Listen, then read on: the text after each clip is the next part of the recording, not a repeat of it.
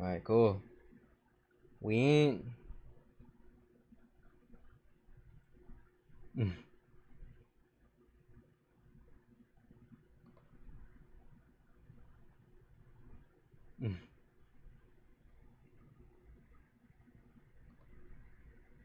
Alright, cool. Testing, testing, testing. We in.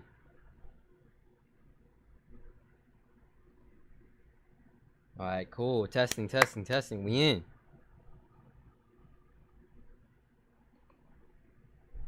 Alright, cool. Testing, testing, testing. We in.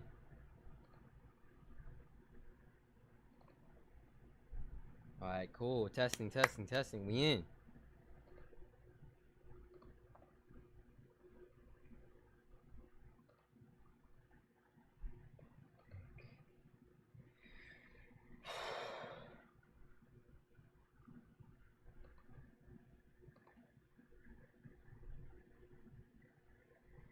Alright, cool.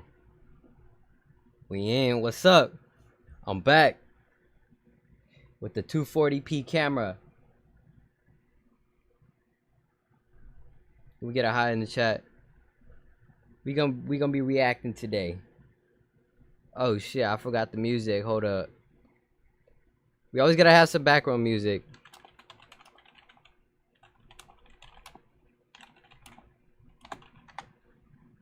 Cause this is my favorite one.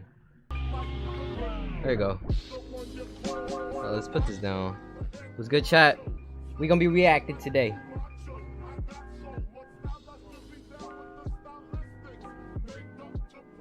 I wanna react to some to some criminal I can't talk. Criminal psychology. Dude, these episodes are like hours long though. I hope it isn't bad.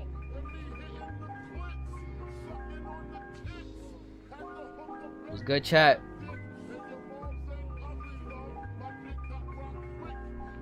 No cap. Look how long these episodes are, bruh. An hour and 31 minutes.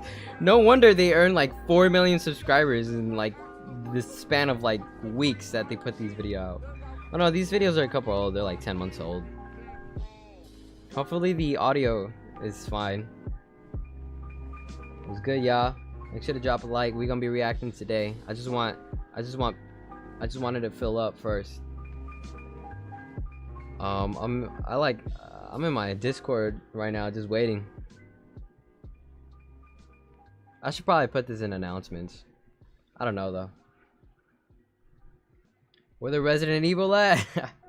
Yo, so that's crazy thing I want to talk about too. So the Resident Evil video, I was making part 3, and then I went back to check the audio, and the audio was completely fucked up, bro. It was a loud screeching beeping noise, like if someone's grandma just died next to me or some shit. Like, dude, I don't know what happened, but the audio was just fucked up. And like once you go to a certain part in Resident Evil, you can't go back to where you were or wherever you want.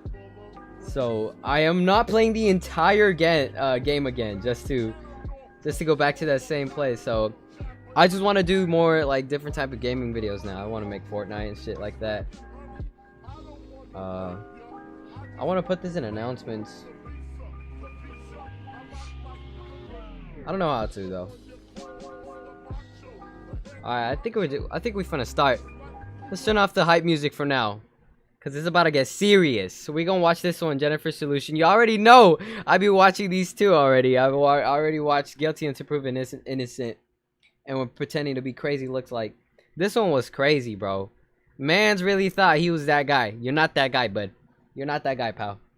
I'm just gonna tell you right now. So we gonna watch Jennifer's Solution. Oh heck no! I don't want no ads. Is the audio okay? Is this too loud or not? I'm gonna put it all the way up. Oops, I muted that. Is that too loud? What am I gonna get on GTA? Bro, I'll get on GTA, don't worry about it. Just today I wanna react to this because it's actually really cool. And I don't know if this is loud, bro. This shit is loud to me. If y'all got any questions, I'm always answering it in the comments. So if you got any questions, just make sure to do that. Honey found a coupon code for $221. Oh my God, it's Mr. Beast. We're literally about to check Skip out this ad. I don't want to hear. I don't want to see no Mr. Beast. All right, we starting. We started. Get your popcorn, What guys. makes the case of Jennifer Pan unique among others in the true crime genre is the overabundance of raw footage freely available in the public domain. Why she- There is over 11 she's hours kinda of bad, though. material that not only recounts her entire life in meticulous detail, but gives us considerable insight into her psychopathological state. Jennifer herself will narrate her own story in this video, which is the reason the Whoa. So what I am understanding is that Jennifer here is a psychopath, and they just nicely invited her to narrate on their YouTube channel. What is that? When will you do more SRS? Oh, yo, I was actually wanted to talk about that. I want to do more SRS. I really do. That was something I really enjoyed, and it was a series that fucking popped off. Although brain fart, I can't fucking remember what I was gonna say. Although I did stop because I did feel like I was stealing content, I was stealing views from Corey X Kenshin. Although he did hit 10 mil, and obviously he's retiring, but what I heard is that he's announcing his retirement. He's not retiring. He's announcing when he's going to retire. Y'all are tripping. He's not retiring. He's just, I talked to him. Now I'm playing. I wish. Man, I was just playing Minecraft. Now I gotta watch this. Yeah, bro. Put your Minecraft down. We gonna watch some documentaries. So, for any new people who just came, Jennifer here is a psychopath. We just started. She is narrating her own story in this. So this is her voice. This is her narrating what she went through and what she has done. I'm not assuming I'm not assuming she was a bad person, but y'all gonna tell me that don't look like a bad person? I'm kidding, bro. I'm kidding. All right, we gonna be back. You're on OG subs since how many subscribers? Since when have y'all been sub?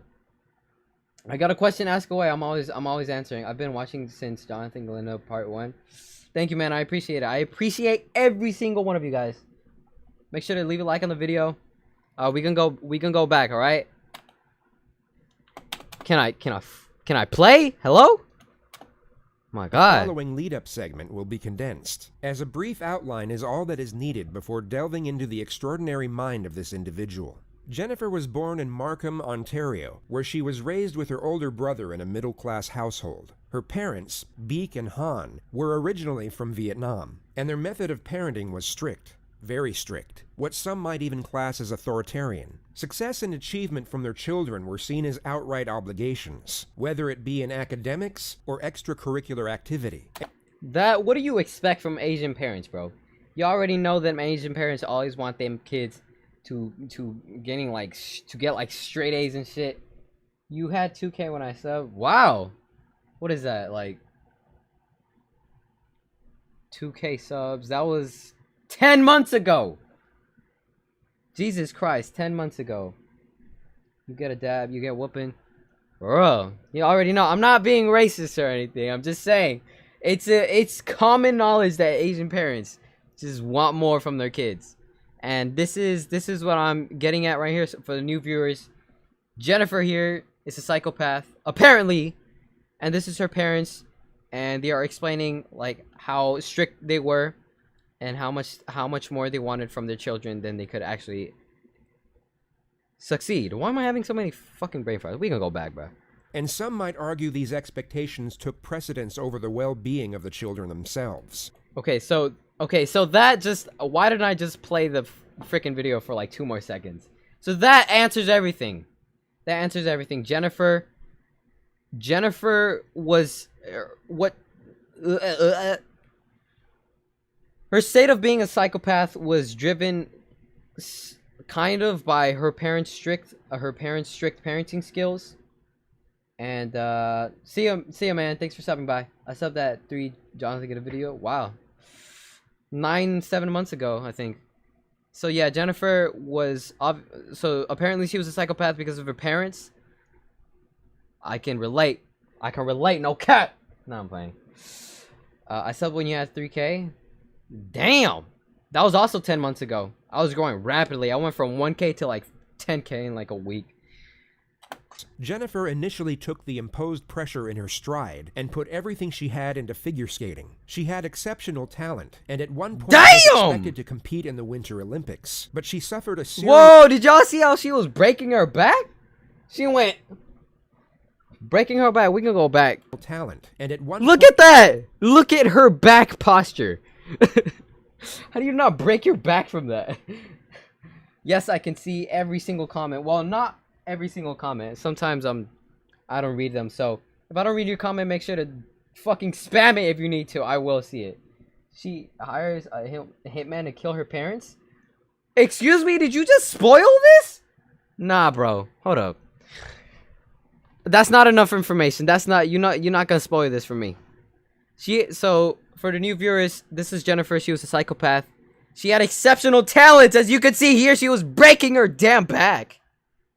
And she was supposedly a psychopath because her parents wanted more from her than she could succeed in. You can go back.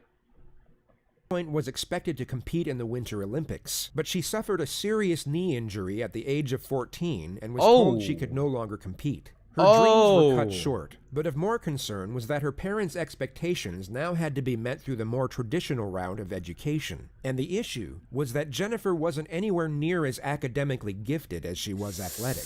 Dude, I can understand! Holy shit. Dude. No wonder. I understand, bro. I understand, but I want to hire a fucking hitman to kill my parents.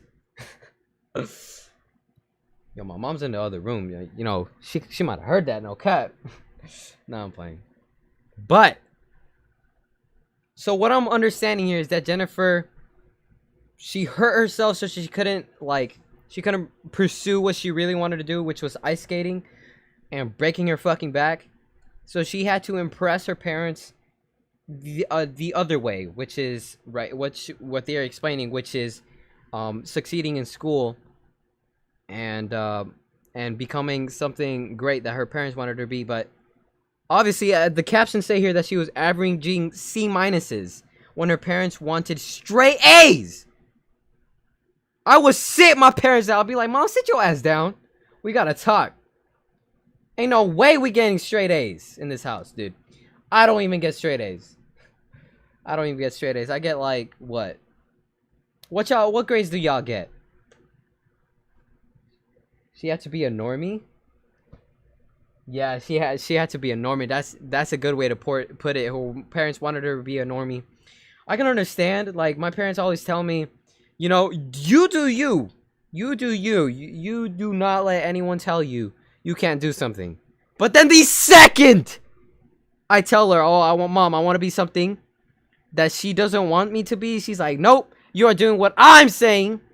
You're doing what I want you to do. I'm like, bro, you told me I could do whatever I want.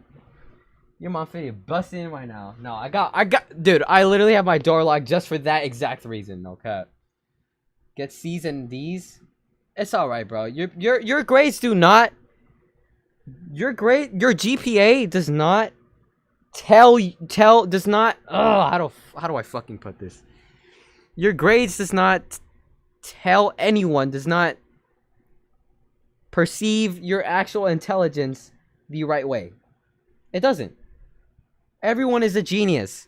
But if you judge a fish by its ability to climb a tree, it will believe its entire life believing that it is stupid. This is stupid. So for the new viewers, this is Jennifer. She's a psychopath. She was averaging C minuses and her parents wanted more. So she was becoming, she couldn't handle it. She was averaging a C minus when her parents wanted straight A's. So rather than communicate with them, she decided to meet their expectations under false pretenses and began faking her test results. This led to her faking her end-of-year report cards, which eventually led to her faking a high school diploma, and then a university acceptance letter to study Whoa, how do you do pharmacology. that? In the abstract world of her parents, Jennifer was on her way to a noble and well-paid career in medical healthcare, when in reality, she was a high school dropout living with her drug dealer boyfriend, whom she had been dating in secret for almost 8 years. She was eventually found out in 2010 when her parents discovered she had been living a double life, and was then given an ultimatum. At 24 years old, she had to choose between one of two options. Option 1 was that she had to live at home under a strict regime, cease all contact with her boyfriend, and only leave the house to go back to school and pursue an education. Option 2 was that she could do whatever she wanted, but she would then be disowned from her family. She could never return home, and all financial support would cease immediately. What do you think she chose? What do you think I would have chosen that situation? What do you think? I'm out that bitch. Packing my bags, I'm out. The fuck? You got me fucked up. Dude, like, if you have to fake your grades and your report cards just to get approval from your family, I would leave. I would want to leave. I would ask my parents to leave. I don't care how much money I'm getting from them. You can be thrown out the fucking house with just 2 luggages full of clothes, 1 full of clothes, and a second full of... No, you can be thrown out with 1 luggage full of clothes and money, like $10 in your pocket. You will become a millionaire, no matter how hard you try, bro. You will. I would be out that bitch. Let's see what she chose. Jennifer evidently decided neither option would suffice, so she created option number 3. She had her boyfriend arrange a mock home invasion, where 3 of his acquaintances would enter the Pan household and stage a robbery gone wrong. The 2 instructions were to first ransack the home and then murder the parents. Whoa! The plan date was Monday the 8th of November, with the scheduled time being roughly 11 p.m. Jennifer would unlock the front door, and 3 figures were caught on a neighbor's surveillance camera entering the home at 11:05. They were then seen running out just under 18 minutes later. What do you mean seen running out? I can count the pixels on the screen. What is this quality? I can't tell what anything is. What the fuck? What am I looking at? I know. What am I looking at?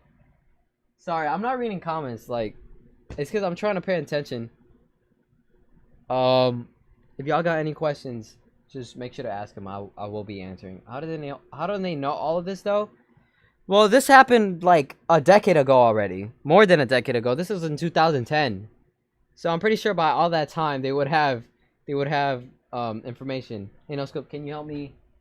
Hold up. Can you help me gain followers on Twitch so I can get more people to join and play with me? Just make sure. Just look. Some ways to promote your like Twitch is tags. Tags do help. Trust me, they do. Just spam your fucking like comment section or anything with tags. You will get a lot of views. 69, but it went down.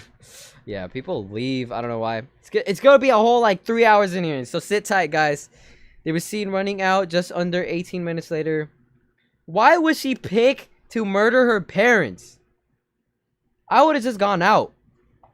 I would have just left with some family, with the boyfriend. Get financial support from the boyfriend, unless like, wait, how old was he? 14? What is he, like 18? He was dating a minor, but at least it's better than like being with your fucking family. Like, your family expects so much from you. I would have just dipped. It was at that exact time 911 received a call from the same household. Where are you, ma'am? Please just calm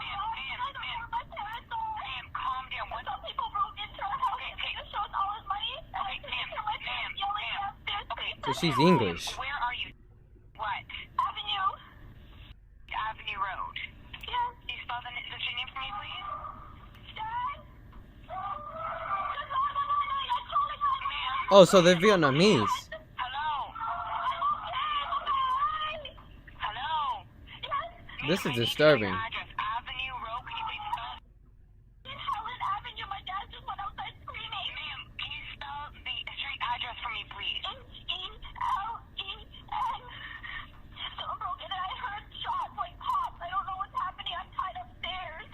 Beak Pan was shot twice. Hold up. Her acting is on point though. What the fuck? She fooled the whole ass police. Now, why choose to murder your parents? I would have just been out that bitch. Yeah, they're speaking Vietnamese. I thought they were like some other kind of like. I thought they descended from something other. Whoa! What's her name? Bitch Pan? Her mom's name was Bitch Pan. Nah, bruh. Bitch Pan was shot twice. Hold up. Shot like cops. I don't know what's happening. I went back 5 seconds. Hold up. Beak Pan was shot twice. Oh, it's One- Beak Pan. Nah, my bad, bro. Why your name spelled like that? Why your name spelled bitch? 10 out of 10 acting, no cap. Once in the neck and once in the head. She was killed immediately. The father, Han, was also shot twice, once in the shoulder and once in the face. He astonishingly survived and was put into an induced coma once he arrived at the hospital. Jennifer was taken to the same hospital as a precaution, but was soon cleared of injury. She sat by her father's bedside for roughly 3 hours before she was taken to the Markham police station to give a statement as a Fuck, her witness. mom just got shot. I want to go through a form with you. It may seem kind of, why you're doing this, but this is it's like you're swearing to tell the truth about what you're going to talk to me about, and it's also going to explain to you the penalties for not telling the truth. I don't expect you to help me. What did it? For a homicide investigation, anyone who's very close to the investigation, we do this with. Okay, so this isn't suspecting that you're not going to tell the truth. This is more of a feature that you understand. They already caught her, or what? Complete truth. Jennifer is not a suspect at this moment. She is only giving a voluntary statement under oath. She has not read her right to silence, but instead informed of her rights as a witness. She is basically told that fabricating evidence with the intent to mislead is an offense. After reading the notification off paper, the detective gives Jennifer a more human explanation of the instruction. What I've just explained to you is... My bad. I just noticed that this should be full screen, shouldn't it? Yeah, that's better. Hold up. You're here voluntarily to help us. That you don't have to talk to us if you don't want to, but the importance of talking to us, and if you're talking to us, the importance of telling the truth. And if you don't tell the truth, there's criminal consequences for not telling the truth. That's all that... Bro, my fucking... Hold up. My PSN thing is so huge, you can't see the subtitles. Why didn't y'all tell me anything? So y'all just gonna leave me to be looking stupid like that, huh? I'll put this over here. There you go. Did y'all see that change in real time? Stuff had to deal with.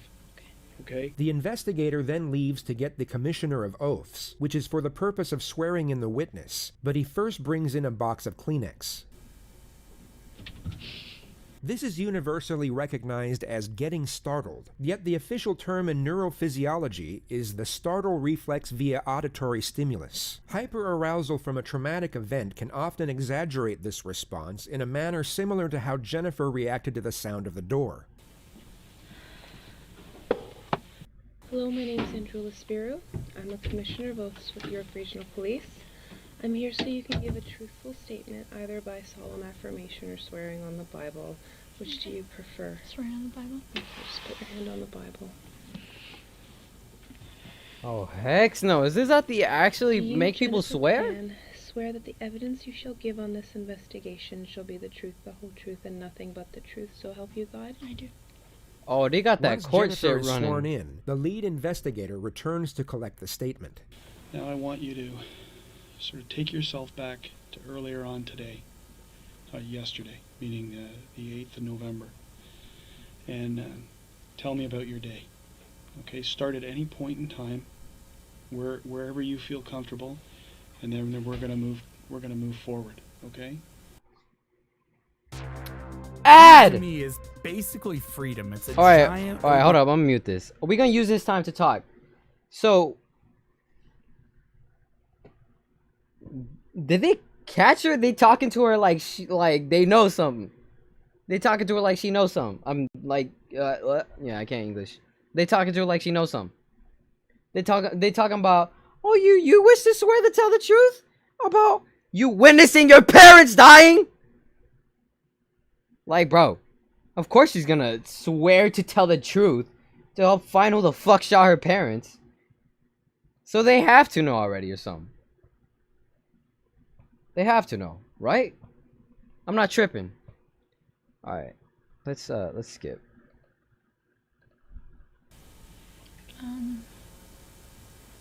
Yesterday, probably around 9 o'clock in the morning, 9:30. My mother, she woke me up and she told me that she was going to visit my grandfather. Throughout the day, Jennifer explains that she practiced piano, studied piano history, talked on the phone with her friends, and had dinner with her parents. Her mother left for line dancing at 8 p.m. and returned home at about 9:30, at which time Jennifer was alone in her room watching TV, ready to go to sleep. And then suddenly I just heard my mom They got calling her- for my dad to come down. They got her bedtime at That's when 10 I lowered p.m. the volume on my TV, and I could hear the voices weren't any voices I was very familiar with. And so I was scared and I couldn't move. I just sat in my room for a while. And then I thought I heard them all leave the top floor, and I peered out of my bedroom door. And a guy was there, and he came at me and had string in his hands and tied my arms back and said, I have a gun behind your back. Do what I say. If you do what I say, then no one will get hurt. Where is the money? Show me where your money is. My mom kept trying to get up, and they kept telling her, sit down. And so I didn't want her to get hurt, so I told her, Mom, sit down. Why is this getting sad, bro? I'm about to cry. They were trying to find her wallet, but her English isn't good, so she kept saying purse. They kept pushing her down onto the chair. Okay. Take your time. Take your time. All this is very important, so take your time. Jennifer's nonverbal communication up to this point has made sense, and the reflection of her mother's last moments seems to push her over the edge. It could be assumed the detective still considers Jennifer a victim at this moment, but in the next moment, he will start becoming suspicious. Oh, he's good then. They kept all the lights off on the main floor. The only time there was light was when they opened the fridge door to see if they could find where my mom's purse was. Take yourself back Huh? to a moment. Yo, these are the most dumbest robbers I've ever... They opened the fridge door to see if they can find the purse. I mean, you got a point. I always leave my money in the fridge. No cut. Oh, what's up, Joe? Sorry I'm stealing your ideas. Take yourself back to him. So, they was trying to look for a purse in the fridge? Or am I tripping? Or is they talking about something Moment else? in your life when you have been overwhelmingly upset about something, and at the same time were trying to explain to someone why you were upset. You wouldn't quietly and reservedly convey the events. You would likely blurt them out in a forceful and disordered manner. Hold up. So yeah, I'm seeing a lot of comments about SRS.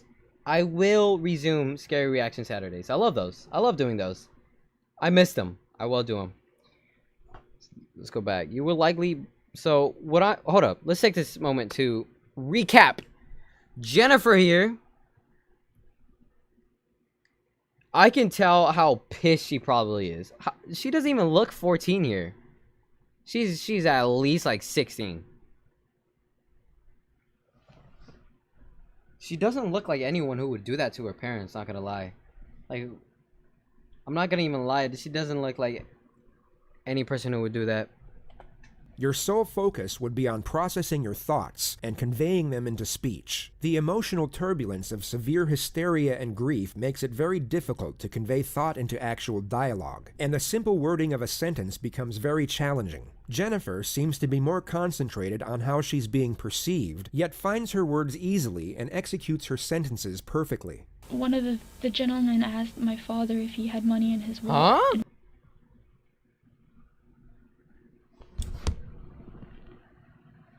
Stupid! You're stupid! One of the gentlemen asked my father if you got the money. Stupid. Why would you say that? Damn. One of the gentlemen asked my father if he had money in his wallet. Where his wallet was.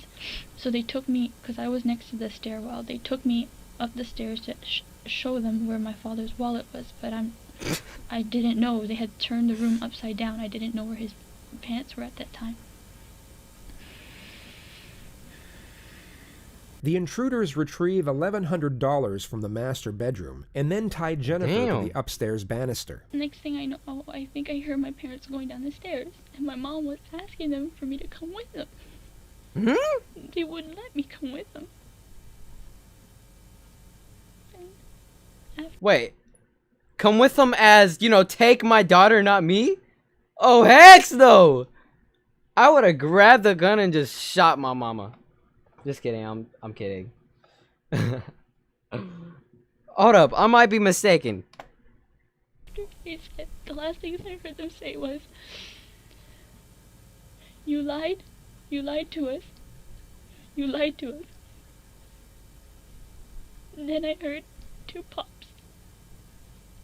My mom screamed. I yelled out for her. And a couple more pops. Pop. Pop. Take your time. Take your time. It's always the balding investigators that got the best. Hold up, y'all can't see the balding a little. You can see it a little. This is my big ass fucking camera is in the way. But you can see how he balding. Oh, it's always the balding investigators that got the best talent in this type of shit. He already suspicious. Yeah, you don't even I would be suspicious. The gentleman asked my father if he's got money in his pockets. Oh my god. And I think I heard my mom say or moan or something, and then they did one more before they left, and then one of the guys said, "We have to go now, it's been too long." And then they ran out the door, and I think once they were out the door, I heard my dad go up the stairs, and at that point... Jennifer has clearly gotten her story straight beforehand, yet in the next moment appears to realize how unusual it is that she was able to make a phone call when her hands were tied behind her back to a banister. She hesitates, stutters, and even looks to the detective for approval twice before she quickly moves on. I had my phone on me, behind me, that I had hidden there that they didn't know about. So... I had my phone. Stupid. You're stupid. Okay, first of all, I get it.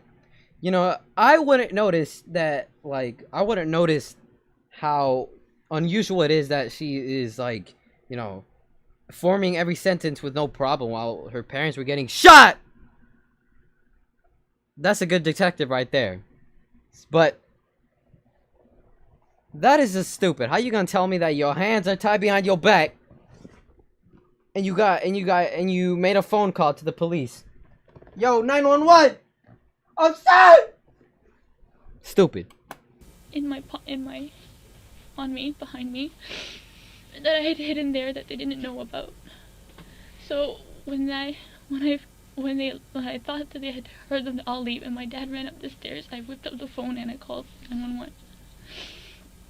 But I still hadn't heard anything from my mom, and all I could hear was my dad running on the street, just moaning and making sounds. The detective then breaks the event down into components and has Jennifer go through each moment in more detail. The first of which is the appearance of the intruders. Jennifer now describes the one who appeared to be in charge. No, they caught her ass. They caught her ass. They caught her. They caught her ass. Because he's making her go through every single thing again. With more detail. They caught her. Why? Your opinion on rats? I went inside this guy's because he's free candy. Bruh, y'all are funny, no cap. Only thing I can remember was he had dreadlocks. He had dreadlocks. So can you describe his race to me? He was black. Was his head covered? Yo, hold up. Huh? We got a racist cop here. All she said was he has dreadlocks. And the cop was like, "What's the race? Dreadlocks? What's the race? Yo, can I get a race? Yeah, just approval." Was his head face covered? Do you remember anything about that? Just that his dreadlocks were like kind of like flopping all over the place. I couldn't really see his face, and they kept the lights dark as much as possible. Did he have a gun? Yes. Did you see the gun? I only saw the top part of the gun. What did it look like? Kind of, it was black. Yeah. Do you know where the other guys involved in this are? I know one stayed with my parents down. Good observation there. Can you describe the gun for me? Well, it was black. He described his gun for me. Well, I can see that it is black. You know. Oh my god, we got him. We got him. It's black. We got the intruders there. We got him. Downstairs. Okay. The other one, I'm not at that point in time. I was more focused on him, like he was seeing me and he was coming after me. So you're I saying didn't- there's 3 for sure? Yes. That's all? You saw a total of 3 at one time? You saw 3 people Yes. together? Yes, when I went downstairs, I Okay. saw 3 shadows. She details the appearances of the other 2 assailants, whom she asserts were also black males. The detective then brings her back to the one in charge. Now the first guy who spoke to you, did he have any accent? Is None it that clear? I could make out. Was it Just clear English? English, Unbroken? unbroken. No accent? From the terms he used, I didn't get to pick up an accent, no. He used So- short phrases. He sounded- Wait. I just remembered. She said she was 14 when they found out. She was 14 when they found out. She was 14 when they found out that she had a boyfriend for 7 years?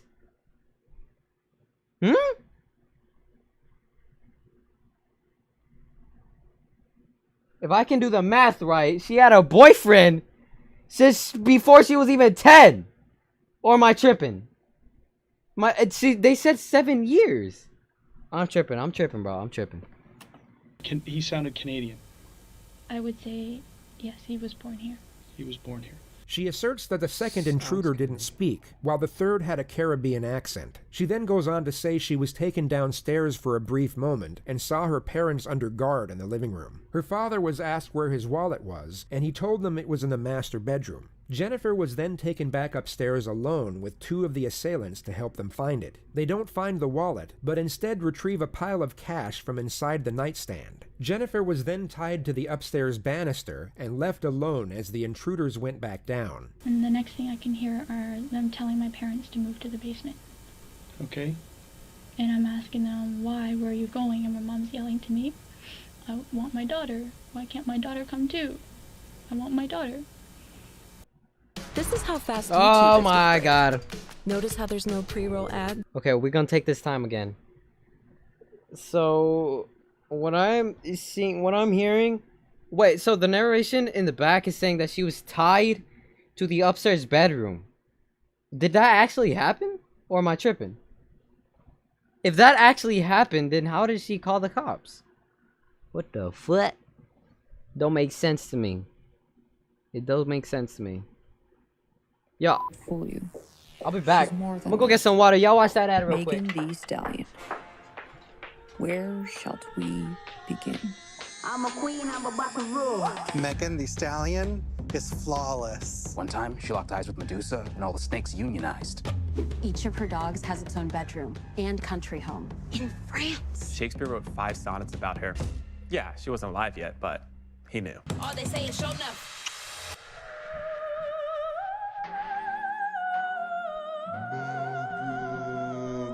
I heard her favorite movie is an anime based on her own life, and it won Best Picture. Her nails are so long, she accidentally gouged my eye out, and it was awesome! I heard that she was walking down the street and a guy saw bet. her and crashed his car. It was so Yo, fetch. this ad is still Or playing? not fetch. The fuck? It was awesome. She's perfect. Y'all tripping, bro. Y'all really sat here and not skipped this ad. Jennifer then hears one of the intruders yell, "You lied to us." Who do you hear yelling, "You lied to us," or to that Number extent? 3. Number 3. I'm assuming it's to my father. Because he was the one asking for the wallet. Now you hear this commotion downstairs. You said you heard 2 pops. And you heard who scream? Your mom. And what was she screaming? Do you remember? Make it out. It No? was kind of like a cry yell, so it was just, Okay. they had made the first round, or So she can remember discreetly the type of yell she made. Oh yeah, it was kind of like a according to my supersonic like fucking hearing, it was kind of a cry yell. But yeah, I didn't hear what she said. I didn't hear what she said though. I kind of understand though, like I guess that could happen. If y'all wanna add me on Discord, maybe. If you got something to show me that is worthy of me adding you back on Discord, I will add you back. My Discord is in the description. Make sure y'all add me. Or maybe it's not in the description of this video, but it's definitely in the description of like every other video, so. pop, and they had said, okay, that's enough. Let's go. Who said that? Whose voice is that? Number 1. Okay. And then I heard one more after that. And they were like, that's enough. Let's go. Okay. And again, that's number 1. Yes. So what do you hear next? After you hear the scrambling, they're gone.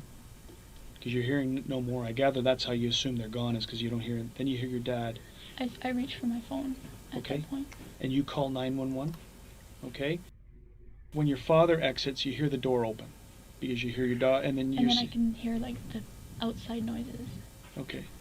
Like the wind coming in, and I just hear my dad, I think he... You heard your dad go, ah. So what I'm getting at is that she called 911 after everything happened, while she was tied up.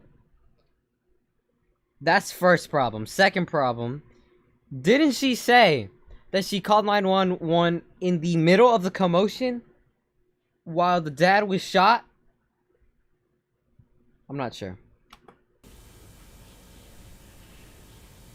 Well, yeah, I know she is lying. I mean, well, it looks like she's lying. I would say she's lying.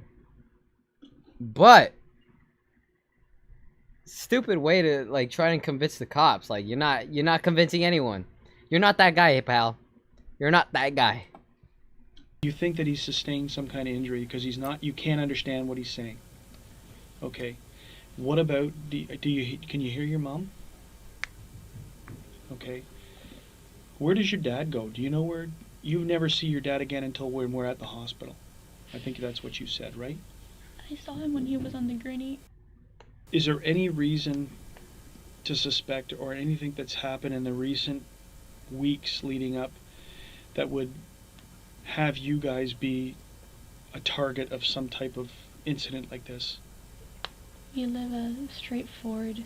Yes, this is a true crime. This is true. Whenever Jennifer smiles, it takes her a couple seconds to realize she's not exhibiting the correct behavior, and she then snaps back into her solemn stare. The two looks are so diametrically opposed to each other that it becomes glaringly obvious she's forcing one of the emotions.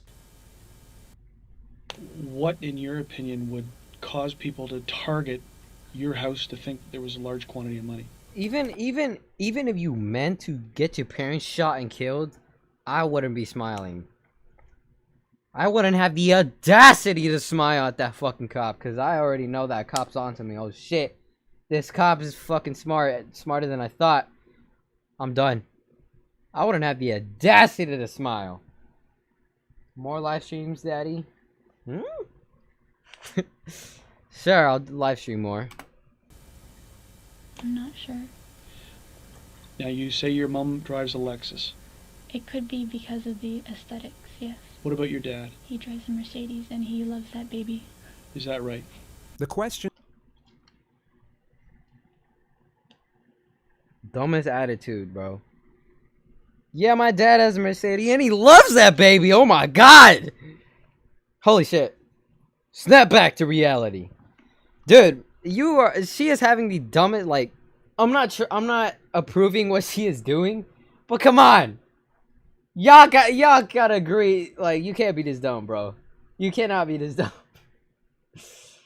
SRS live win? Oh, that would be cool, doing a live SRS. Yeah, it's 100% a lie. Yeah. End here, and the detective leaves the room for half an hour to double check if he needs any more information. After 15 minutes of Jennifer waiting alone, we're gifted with another performance of the startle reflex, only this time it's slightly less convincing. Here it goes. Oh, I thought she was gonna go on some little. Oh shit! Now that would be unconvincing. That would be unconvincing.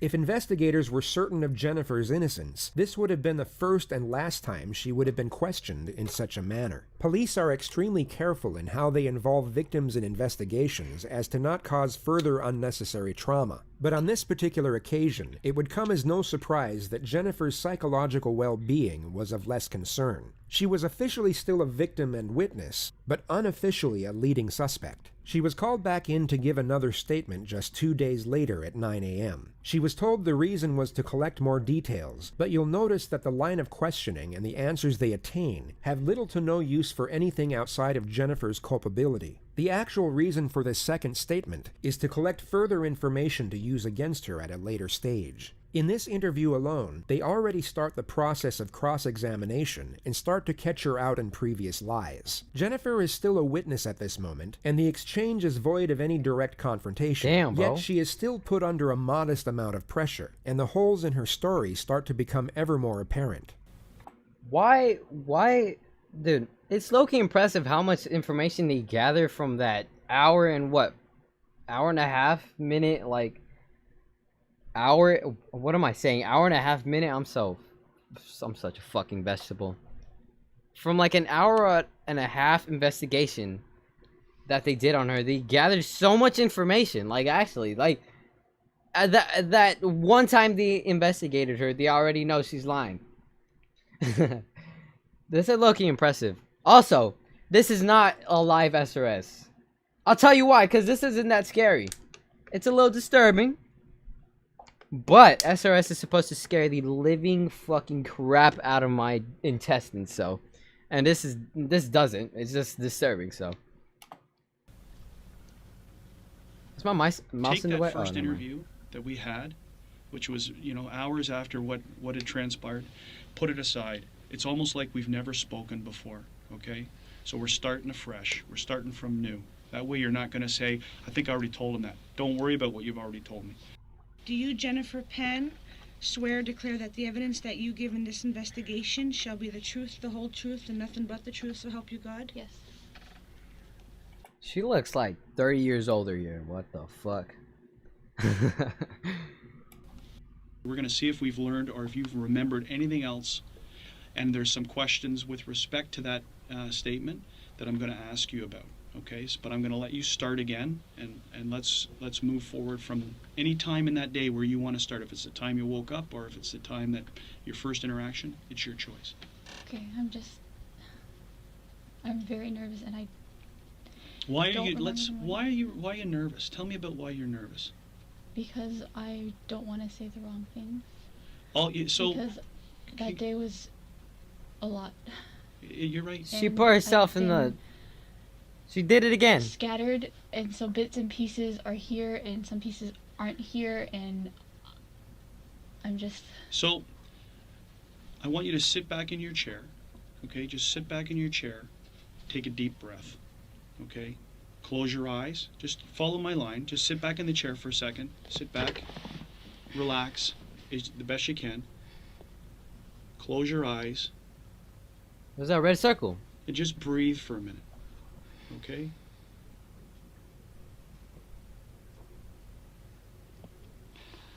She is hella nervous, but for the wrong reasons. The most curious detail you've probably come to notice is this. It's known as a self-pacifying gesture. Yep. A person who does this is most often uncomfortable and sometimes fearful of what lies ahead. It's a coping mechanism to dissipate stress and afford self-assurance.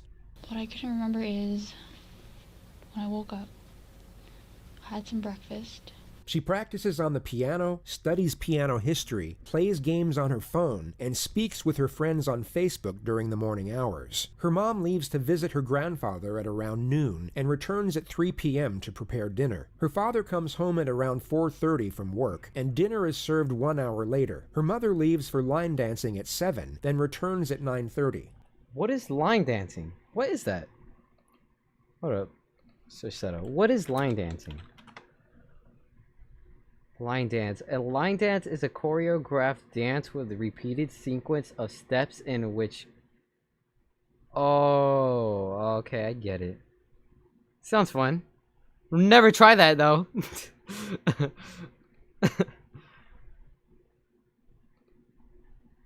Jennifer at this point is in bed talking with her friend on the phone, and her father is in the computer room. She then hears her mother loudly call out to her father. What does she say? Bro. Okay, good time to talk, because I was about to talk. They have a computer room? Who has a computer room? Who has the money for that? Hold on, let me She's unmute. calling him by his... We'll go back 5 seconds. Hears her mother loudly call out to her father. What is she saying? My bad. She's calling him by his name and to come down. Okay, so give us verbatim. What do you hear her saying? In Vietnamese, she's like, Hanoi, xuống đây. She's clearly aware that she has to appear mournful over the subject matter, and sensibly draws out this emotion at the correct moments. Yet what's fascinating is how she's unable to maintain this emotion when inquired over the same elements. In this very moment, she appears completely grief-stricken, but when the investigator inquires further, this supposed grief rapidly dissipates. It's extremely difficult to convincingly act out an emotion while evaluating a question. It requires two completely different parts of the brain, which is why most people can only do one of these things at a time. This is exactly what you see in the next moment, and continuously throughout this interview. And what does that translate to? That's my father's name, Han. Come down here. Does she say anything else associated with that? I can't hear clearly because, like, I was on the phone and the TV was on, Sure. but that's what I heard. Is she yelling? Or is it normal? It's a loud, she's not yelling, but it's a loud tone. Okay. She then hangs up the phone with her friend once she hears the commotion. As I'm hanging up the phone with him, I hear footsteps going up the stairs. With him? Okay. That ain't no friend. Now you already know who that is. A friend. A friend. Well, I could be mistaken, but you already know how girl and boy friendships be sometimes. That could be his, like, that could be her, like, 35-year-old fucking boyfriend that she has since she was, like, 7 years old. But they're heavier footsteps than what is to be expected from my parents. Okay. Jennifer hears unfamiliar voices, so she opens her door to investigate. She has spoken for 2 minutes up to this point without being interrupted, and once again manages to build up her emotion to correlate with a supposedly terrifying event. Yet as soon as the detective interjects with a question, we once again see this emotion dissipate. I peered out, and there was a person in The acting, though. what would have been my brother's room. And where's your brother's room located? Just a little bit down the, like, I could see from my doorway to his doorway, just a Okay. little bit down the hall. Okay. I see. So all of a sudden, she's not sad anymore. She's all crying. I'm still listening to this. Where's your brother's room located? Oh, right down the hall. To the left.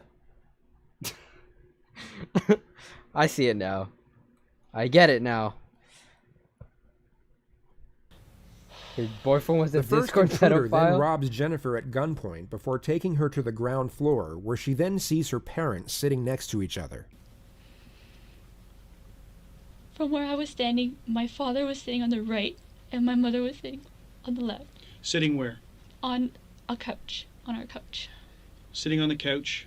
Are they looking out towards you? No, their backs are towards me. Okay. And you're now on the ground level? Are you on the floor? Or on the I'm sitting on the stairs? floor. I'm sitting on the floor. All right, where are your hands?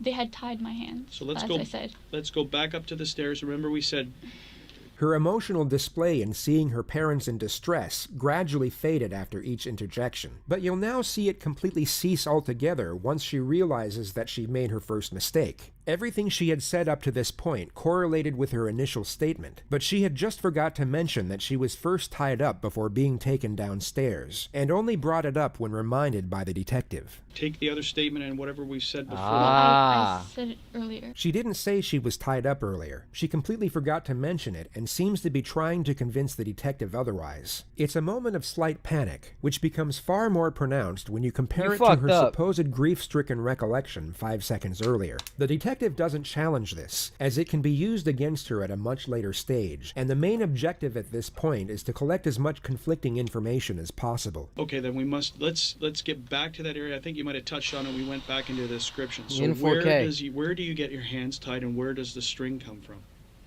I'm not sure where the string comes from, but he had the string. Okay. And after I gave him my money, that's when he tied my hands. She is then taken downstairs, where she sees her mother being interrogated by the second assailant over the whereabouts of the cash. According to her first statement, the second assailant never said a word the entire time. He had pushed her back onto the couch, and she Who kept... pushed her? Number 2. Okay. He was pushing her back onto the couch. And she kept saying, "Where's my purse? Where's my purse?" And the guy kept telling her to sit down, and I didn't want my purse. This just makes me laugh, bro. The acting. How many times does she get up and get pushed back down? What kind of question is that? Huh? I'd say she got up twice. Oh, that was smart. That was smart, because if she said an exact number, that would have been sus.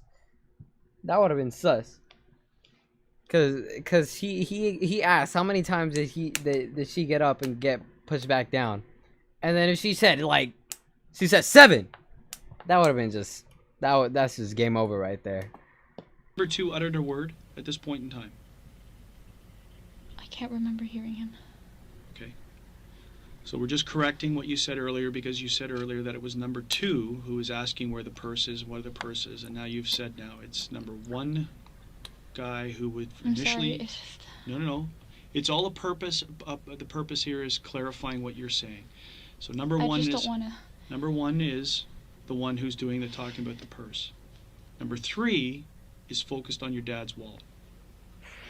Okay. Jennifer continues to make contradictions and is forced to correct herself multiple times after she notices the puzzled gaze from the detective. He inquires over the appearance of assailant number 2, who is wearing a hoodie according to the first statement. Do you get a good look at number 2 now of what he's wearing? All I could tell was he had a vest, and his face was like a long oval face. He had a vest? Damn. No, hoodie. Okay. Oh no, you fucked up. You just said he had a vest. No, we can go back. Look right there. Look at the subtitles. All I could tell was he had a vest, and now she's like, no, it's a hoodie. Hold up. Look, watch this. Hoodie. No, a hoodie. You fucked up twice. Unless, hold on. Let me talk. Dark hoodie. Okay. Did you see Oh, them heck recover no. anything inside your mom She didn't and even dad's try and I did not fix see that. anything, no. Are you sure? Because when we spoke the last time, there was some mention of some other money that went missing.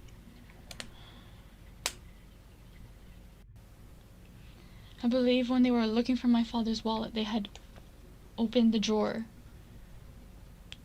And it was in an envelope. What drawer would that have been in?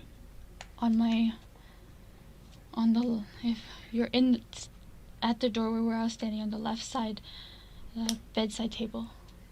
Whose side of the bed is it? That's my mother's side of the bed. Okay. More than likely a total coincidence, yet she almost appears to be praying that she gave the correct response. Fortunately for her, she was correct on this occasion. And approximately how much money? Oh, you got lucky. You got lucky. Lucky the bitch. She guessed what side the money was on. And she just got it correct. No, I don't think she was praying, you know, oh my god. God, please help me lie to the detective about how I killed my own parents. Please, God, help me, please. That's just luck. I'm not sure how much she took out for our trip, but I can only estimate about a few $100s. Few hundred, because at the time, the last time you told me, you were pretty adamant about $1,100. So I'm curious to know how you came up with that number.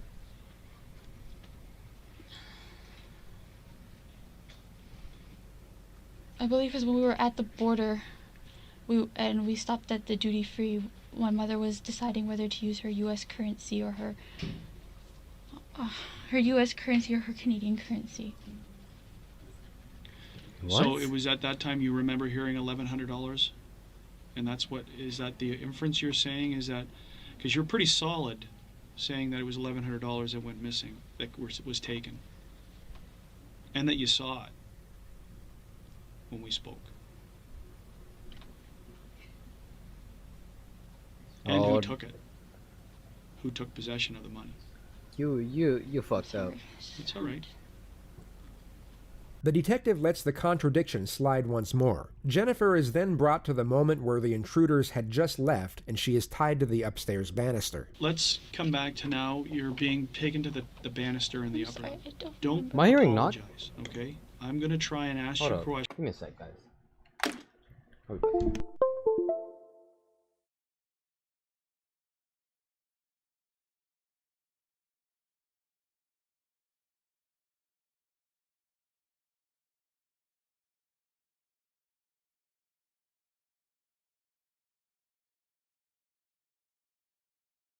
Questions to try and clarify points. Okay, if you don't remember, you don't remember.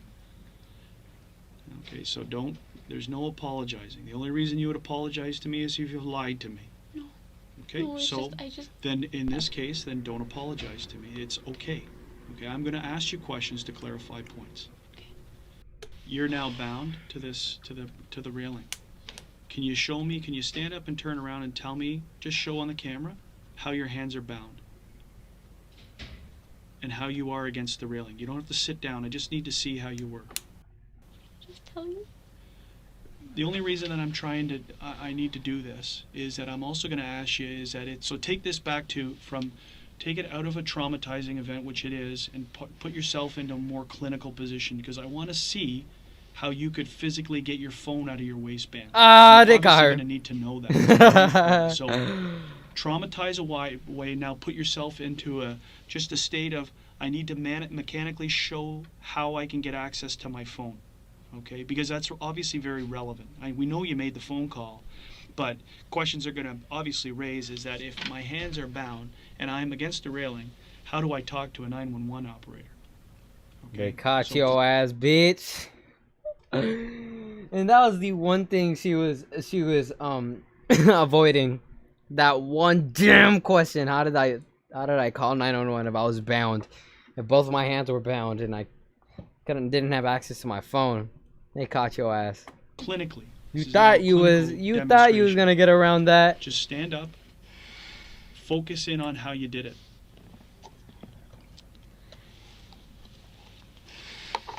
And I want you to stick that in your waistband as an example. Okay, so take your sweater off because this will be a very smooth, very quick thing. It's a one-time demonstration. I'm not going to ask you to repeat it. The two critical parts of this demonstration are where Jennifer states she was tied and the movement of her arms as she takes her phone out of her pocket. The investigator is hoping the mechanics of the two components would be illogical and contradict each other. They tied my upper arm. Yes. Around the banister. Yes. But my hands were bound together. So your hands bound together, and this is the arm that's the strings wrapped around against the banister? Mm-hmm. Okay, so now how can you get to the phone? And how do you make the phone call? Whether it be a stroke of luck or that Jennifer had prepared for this moment, this actually made sense. Had her arms gone left or the point of restraint been below the elbow, none of this would have been possible. It's perhaps the single moment where Jennifer's statement was somewhat beneficial to her lucky defense. bitch. See, that's lucky. That's twice the luck. First, she like guessed what side the money was on the bed, and now like either she's smart or just lucky. No, Jennifer was tied up when police arrived, but the assumption was that she had her phone in her hands the entire time and wouldn't have had to retrieve it from her waistband. She can now argue that this portion of her testimony is genuine. 911? And do you talk down like that? Yes, I'm yelling at the phone like this. And how can you hear? I turned the volume on max. Yes? You don't got speaker on? So that's exactly the way that you're talking to her against the You're rail. stupid. Why didn't you just say that your phone was on speaker? Did they not have speaker in 2010? Or what? Okay, that's good enough. Sit down. Jennifer is then brought back to the Bro, moment she's just hacking before she life. heard the gunshots. At this point, I started hearing my parents get up. And they're moving. And my mom's yelling, "Where's my daughter? I want my daughter. Where's my daughter?" Yeah, I'm right. yelling, "Mom, I'm here." Here. Jennifer, take a Kleenex. Yeah, right. And She just was dead. Take a minute. You'll notice that she doesn't wipe her eyes or blow her nose, just buries her face in the tissue, which the detective later testified remained completely dry. Okay. So we're now down in the basement. They're down in the... You know your parents are down in the basement. I heard pop. And then my mom. I heard her squeal. Multiple pops occur thereafter before she hears the intruders leave through the front door. Once the door closed, I heard my father. He ran up the stairs and all I could hear was moaning. Yeah. Once I heard him starting to move, that's when I pulled out the phone and I was trying to call 911. No, you said that you did it after they all left, not when you heard them move. Or is she talking about her? I don't know. True. She only realized her father was alive midway through the 911 call. And in that exact moment, you can actually hear genuine fear in her voice compared to her fabricated panic the moment before. Some people broke into our house and paid us all his money. Ma'am, where are you? What? Avenue Road. Yes. Can you spell the name for me, please? Dad?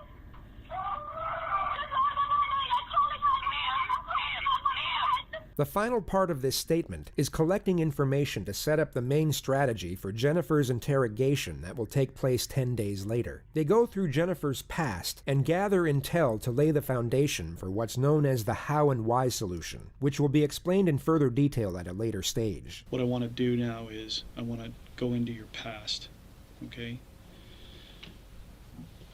What about her past? And start talking about things that have been going on with you. The detective now morphs into a therapist, and what's fascinating is how Jennifer doesn't once question the new line of inquisition. Many argue that it was the first time Jennifer was even asked about such matters, giving reason for her willingness to open up. This may have been the first time in her life she was able to process her frustrations and vent to someone who appeared to care. The first topic is her parents, and the expectations and pressures she was under to succeed, which led to her faking her grades and then her college degree as to not be a disappointment. How did you feel about that? How did you feel about having to lie to your parents? I felt guilty, but every time I tried to bring it up, there was just so much expectation. Did you have any resentment towards them for this? Why would you? I chose what I chose, but in the end I chose my family. She just referred to the ultimatum she was given by her father. The choice to live at home and go back to school, or be completely cut off by her parents and live with her boyfriend. Information gathering on Jennifer's past goes on for roughly 2 hours and 20 minutes. The detective then ends the exchange by putting her under some pressure. It's not a direct confrontation, but it's by far the most uncomfortable position she's been in up to this point. The detective subtly switches back to the home invasion and how the intruders were able to gain access without breaking in. Like you didn't hear a doorbell, you didn't hear a door knock, you didn't hear a door kicked in, you didn't. I said I was watching No, TV on the phone. but- I don't know how. Yeah, I know. We went over that back and forth. We don't know how. Hi there, welcome to Forward. Come on in. I realize how many ads this fucking video has, but every single ad is deserved because these videos are so entertaining. Not gonna lie. So somehow they got into your house I gotta get YouTube Red, bro. by getting through your mom. I'm a YouTuber. Down on the lower level, right? Because she's the only one who's down She there. was the only one down there. So it's very confusing. What up? I'm turning off this fucking fan, bro. My eyes are getting fucking dried out. This fan is drying my damn eyes out. My goodness. And my throat. Drank 2 whole ass water bottles already. Damn. Generally, random events are not, in most cases, random. There's a rhyme or reason why they've come to your house. But from what you've told me inside the house, the only thing that you hear them saying to you is they're looking for money. They're not looking for a specific quantity of money? No. So you're telling me that you had no involvement in what happened. Oh, he knows. Meaning not saying how the outcome came, but you had no involvement in any type of illegal activity that would have drawn you or the attention of you to have bad people come to your house I see. looking for large sums of money. They You're caught not your involved ass. in this any which way. I'm sorry, but they Because caught you. The question obviously stands, Jennifer, is you're upstairs and they're downstairs. Right? So it's a natural concern when why would they leave you alone? Why would they not do the same to you? Facts. Cause they on your ass now. Cause she was in Can you it. answer that question? Among Us in real life. They caught your All ass. I can say is he said I cooperated. The, But I asked him to take me. the He number said one that? guy, the number one guy said you cooperated. Okay. Who's to say this whole thing isn't a lie? That what you're telling me is a lie. Dude, I would be mad as fuck. What you mean I'm lying? My parents got shut up in front of me. What you mean I'm lying? Fuck out of here. I want to know the cop. I would be so pissed. I don't know how she isn't pissed, bro. How you gonna accuse me of lying when I saw my parents just get shot up? Obviously she is fucking lying. Cause you know she wanted them to die, but if I saw my parents get shot up, you cannot accuse me. You can't. You just can't. Because if you are lying, it's the most cold-blooded thing that I have ever faced in my life. Oh, they caught your ass. And she feels bad for it now. Aww. Did they catch your ass? That's the face of defeat. That's the cry of defeat right there. There is nothing that you've said to me today is a lie. Now, back to another very difficult question. But if I don't ask it, I'm going to be. It's an obvious one. The resentment that you may have had towards your parents for the interference in your relationship and your life, and essentially locking you down in your house. At the end of the day, I love my parents and I chose to be with them. Yeah, right. And if I wanted to, I could have just left, but I didn't. I wanted to stay with them and take care of them. Literally, if I wanted my parents dead, I saw my parents. So this wasn't be shot some up, evil I would plot still that you be thought up to? traumatized. Oh my Bro, God, I would no. still be traumatized. Wait, hold up. What did you say? Plot that you thought up to. Oh my God, no. Oh, he asked the question. So he asked the question. Did you do this? She said, "Oh my God, no!" With her hand on her chest, like, "Oh my God, no! I'm so innocent. How could I do this?" Interaction, no belief, no, you didn't have anything to do with this thing at all, whatsoever. You don't engage in illegal activity? No. Because What you is know that it- it'll be very easily. It will be a very easy thing to discredit you on, right? We're in the process of trying to add credibility to what you tell us, and that's through the process of asking people and doing whatever. That's just Through awkward that at same that point. process, it will be very easy to find the flaws in what you've said. That's just like easy at that point. Like, I mean, that's not awkward at that point. Like, what you want me to say? Like, yeah, sorry, I was lying. Yeah, I actually plan to kill my parents. Ta-da! What you want me to say to that?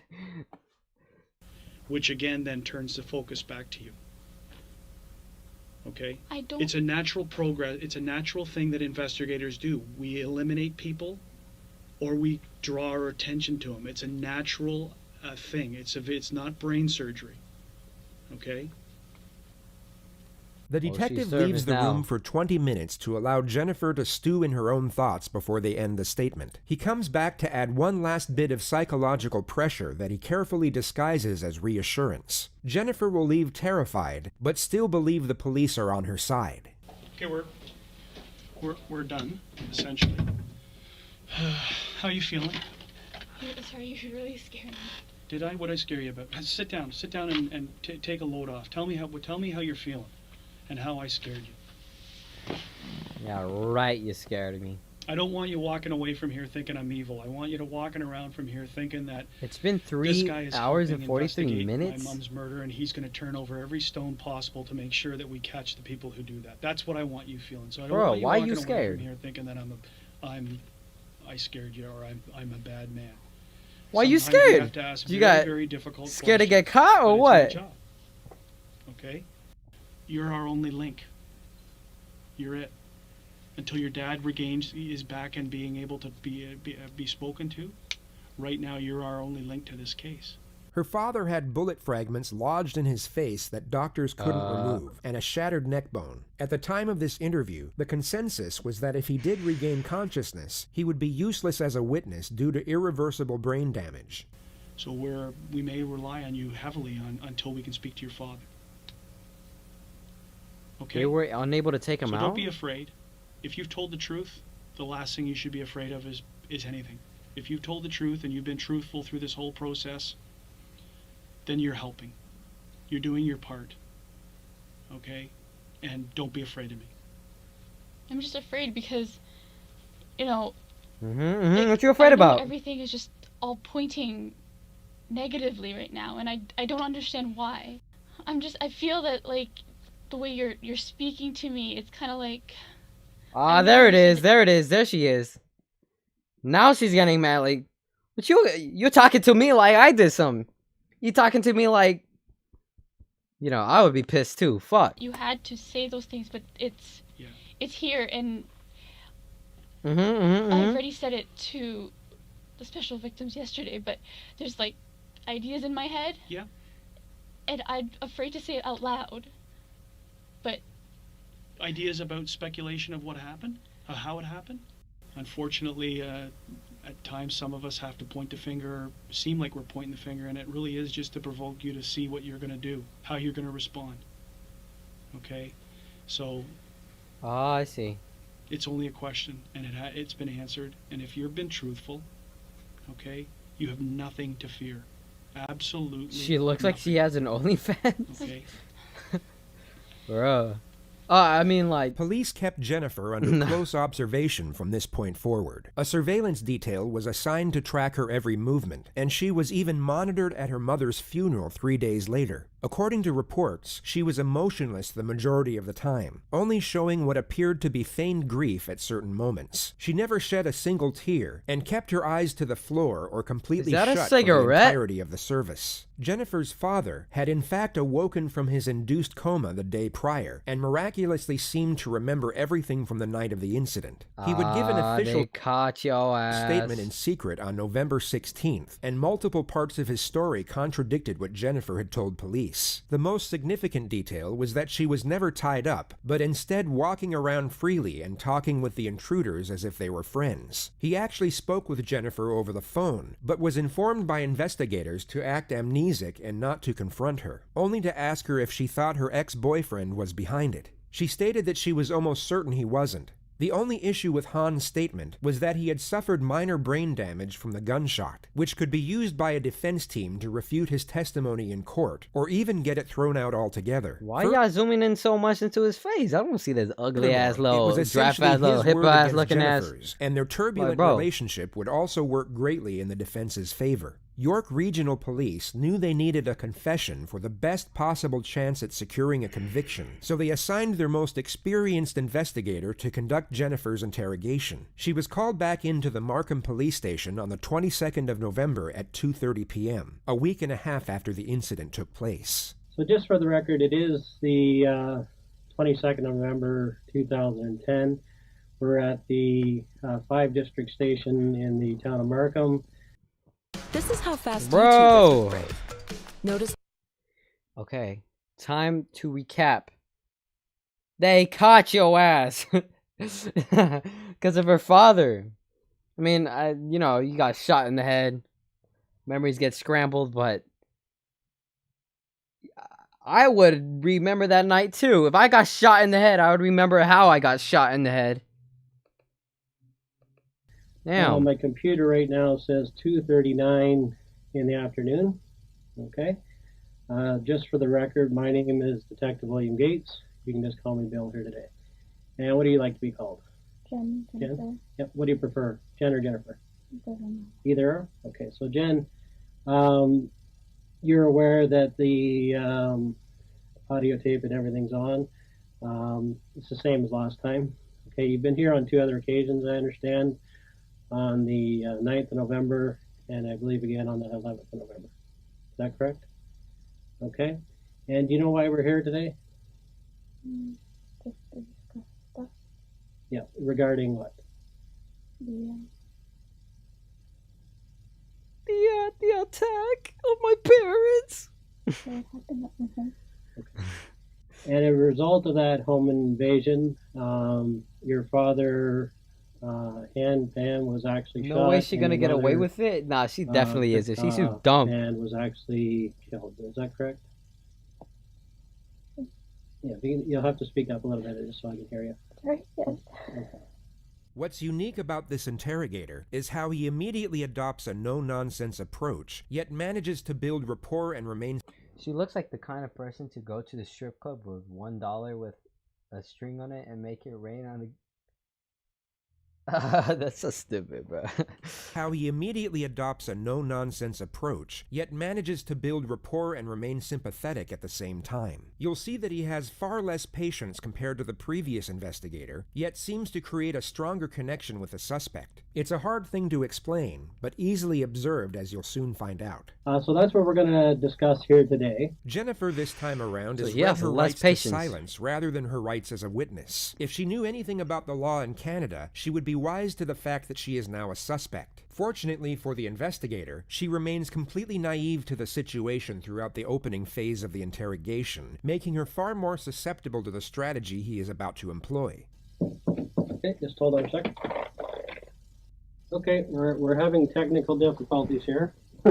Okay, so that's why they interrupted me. What we're going to do is, if you don't mind holding tight there, I'm just going to move my equipment to the other room. Okay, and then I'll come over and we'll move over there next door. Okay. I'm just not comfortable being on my own. Okay, I'm going to be Are you right sure here. about that? Okay. With respect to interrogations, it's common knowledge that the psychological manipulation begins before a single word is spoken. The physical layout of the room is designed to accelerate the sense of discomfort and isolation, and it's fascinating to observe how each interrogator has their own unique methods of setting the tone. Knowing how this interrogation plays out allows us to realize this detective's procedure. The considerable distance between him and the suspect will keep her relaxed enough to be influenced by Phase 1. But this same distance will intensify the pressure once he eventually closes it during Phase 2. You'll notice this detective is slow with his first strategy, but swift with the second. He takes his time in building trust and establishing rapport, yet once this initial connection is secured, the transition to aggression will be abrupt and ever-increasing from that point forward. Jennifer takes a seat Jesus in the room Christ. 15 minutes since she was first informed of her rights. It's important to note that she is still free to leave at any time at this point. She is unknowingly a suspect, but not under arrest. So just for the record, this room is being videotaped and audio taped, just like the other one, okay? Okay, hold up. So, what I understand is that Jennifer, she can leave at any point she wants, but you can't at this point. You can't, because if you like in the middle of the question, like, did you have anything to do with this? She's gonna, and then she's just like, I want to leave. Then they're gonna catch you.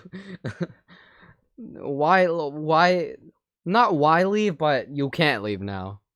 You know, that's your fault for going in the first place. And I'll just stay low. my chair from across the way. Okay. Okay. The detective goes through Jennifer's history of teaching piano and her earlier years of high-level figure skating, which was cut short due to injury. If you didn't get injured, would you still be doing it? Yeah. Okay. So that's nice. And did you, as far as that, did you do like competition skating or? Okay. And how did you do with that? I wasn't at the top of the pack, but it was the middle average. Yeah, so that's good though. But you did actually enjoy it. It was more than just going for competition. You enjoyed actually doing it. I was petrified of the competition. Okay. All right. Do you have any? Excuse me? Y'all laughing? And why not? The students I were teaching, they went to high school and lost interest. Oh, okay. Yeah, too big for piano.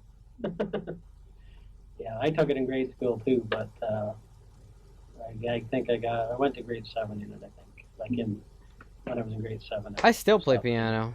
I still remember Swans on the Lake. I know how to play that. That's about it. The detective then goes through Jennifer's work history as a server before touching on her future plans in education. Jennifer mentions that she plans to go by her parents' wishes and pursue a career in healthcare, at which point the primary strategy is initiated. The how and why solution. The detective gradually begins to shift the blame away from the suspect and onto another set of circumstances that prompted the suspect to commit the crime. He starts developing a theme that will afford her a psychological justification in doing it, and this theme will be further established as the interrogation progresses. It starts off subtle so that she remains oblivious to the agenda. Now, if you could pick any job yourself, I'm not talking about anybody else, but if you could pick for yourself, what would it be? I'm going to be a piano teacher when I come home. But in the daytime, I'd like to have a... Are you still injured? You couldn't go back to skating? Work 8 hours a day, and come home and teach piano. Teach piano to who? This is an answer the detective was hoping for. Jennifer's preferred career choice is at odds with what her parents wanted, so he now builds on the concept of the overly controlling parent and the unfair limitations it causes the child. He then links this concept with the subject of Jennifer's boyfriend and how she was kept from seeing him. Now, eventually you were discussing Daniel. What happened with that relationship? Ooh, straight into it. They didn't agree with me having a boyfriend. Okay. And once they found out, they didn't like the fact that he was of mixed race. Okay. And they told me to stop seeing him. Racist parents? Okay. And how did that make you feel? Yes. Wow, good answer there, Jennifer. You really got him there. You're let go. You're not a suspect anymore. It filled an empty void for me. So it felt that a part of me was missing.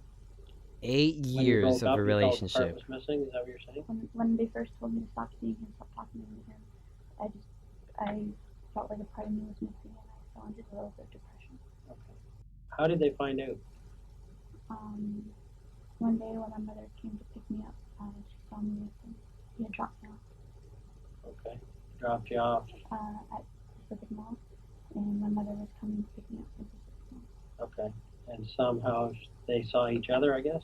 Oh, my mother saw me hugging, kissing goodbye. Okay. That gave it away. What happened next? Dang it. I tried to bring him home. My mother at first was like, bring him home, let us meet him. When I brought him home, they automatically didn't like him for some reason. Okay. And that's when they told me to stop seeing him. Okay. So you were told to... they judged too fast. Way too fast. So what happened then? The fuck? At first I stopped for a while. But like I said, I just felt really empty and I felt depression, and I started talking to him again. Jennifer then goes on to explain in further detail how she carried on the relationship in secret and how it became more and more of a struggle hiding it from her parents. Now, how has Daniel taken it when your parents said that you couldn't see him anymore? How did he? Where is Daniel in all of this? He was hurt. Yeah.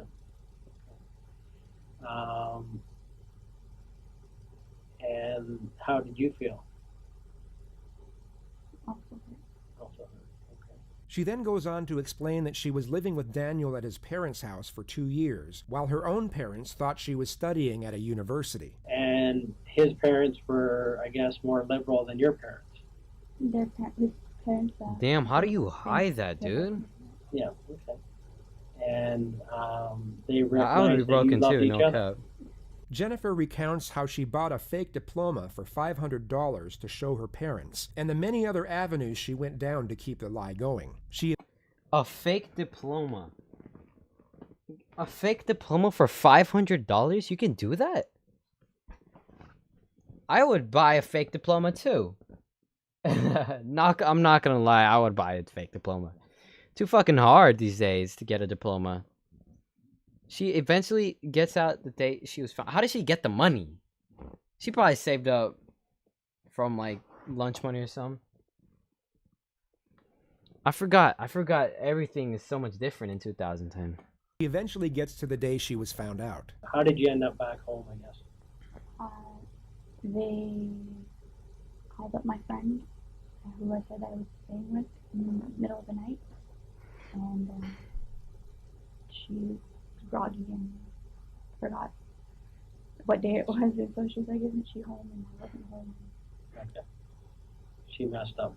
I don't blame her, but No. Okay. Jennifer then goes on to explain the ultimatum she was given and the restrictive measures that were put in place so that she wouldn't be able to see her boyfriend. So how is that? I would be broken too. Imagine your kid telling you, "Oh, I'm gonna go to work. I'm gonna go study at a university for 4 years, or what is it, 2 years?" But in reality, she's just sitting around in a fucking like house with some boyfriend.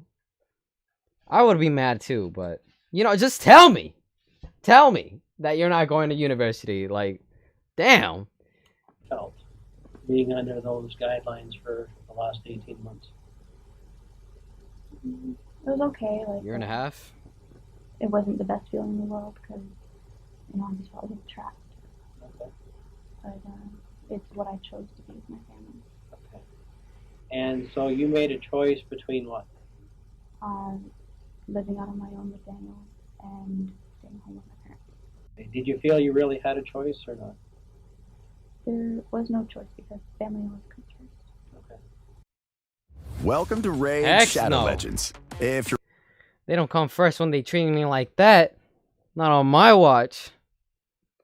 And where do you get that from? Where do you get that belief?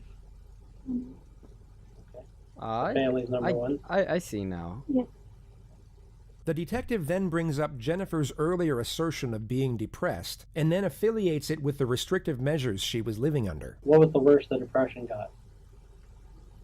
I cut myself. Huh? Okay. And when did that happen? Cut yourself? Where did you cut? On my wrist, and once people started noticing, I'd hide it other places, but never twice in the same spot. So how many cuts do you have on you? Now, none. None? They've healed? Okay. And did you want to kill yourself? Yes. Jennifer asserts that she tried to kill herself when she was 19 by overdosing on sleeping tablets. She also states that her self-harm... Whoa, so she's not 14? So, oh, that makes sense. I'm so fucking retarded. That makes sense. How could she go to university? I'm so retarded. That makes sense. So when she was 19, she tried to kill herself. So what is she, like 20 something? That makes sense how she was dating someone for like 8 years. I get it. was a distractor from the pain and frustrations she was going through. Did you ever feel that they expected too much of you? How so? Comparisons to other people. Okay, so who would they compare you to? Like classmates, clubmates, cousins. Okay, and so some of them have been successful recently? Okay, and what did they say to you? Wish you could have been that person. Damn. So that's pretty hard, right? Hard to take for you? What I've heard all my life. Nothing. Okay. Did you ever feel like, I know you're smart and they believe you're very smart, but did you ever feel you weren't as smart as what they thought that you were? Yeah. Okay, I get that feeling, that it's pretty tough to live up to their expectations. Okay, like your dad ultimately would like to see you be like a doctor. Those were pretty high standards for anybody. Not everybody can be a doctor. Heck okay? no. But they may have acted like you could have done it no problem. Their expectations were so high that few people would be able to reach that expectation. I'm not just talking about you, I'm talking about anybody. And it started at a young age. The detective further explores the stresses of living with overly strict parents, and Jennifer explains in further details the way she would cope, which for the most part was lying about her grades and living a double life with her boyfriend. How did it feel having to lie to them all those years? It's really hard. She lied for years. Imagine. They always look down and disappointment. Okay. I get I'm sure it. There were days when you actually planned that this is the day I'm going to tell them, and then you just couldn't spit it out. The opening strategy of the how and why solution has now been executed. A connection has been attained, and the desired narrative established. The next phase of the interrogation is about to commence, which is first set up by a two-step strategy. Step 1 is to induce fatigue. Step 2 is to induce fear. Now, when's the last time you spoke to your dad? This morning, just to see if my brother had made it into school.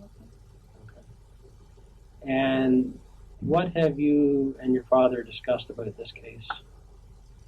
He just asked me if Daniel was behind it. Okay. And I told him I don't know 100%, but I don't think he did. Okay. Why would he ask that? No, not a good way to make your parents like your boyfriend. He believes that we still talk and that he would go to anyone to be with me. Okay. And what do you think about that? I know that he's moved on, so I don't think he would. Oh, they're not with each other anymore? The detective has Jennifer go through the entire incident once more, but Look at the unlike clock. the first investigator, offers no reassurance nor consolation. Jennifer starts fake crying again, yet this time is given no tissues to wipe away her non-existent tears. Now, do you think there's any reason why they tied you up and didn't tie your parents up?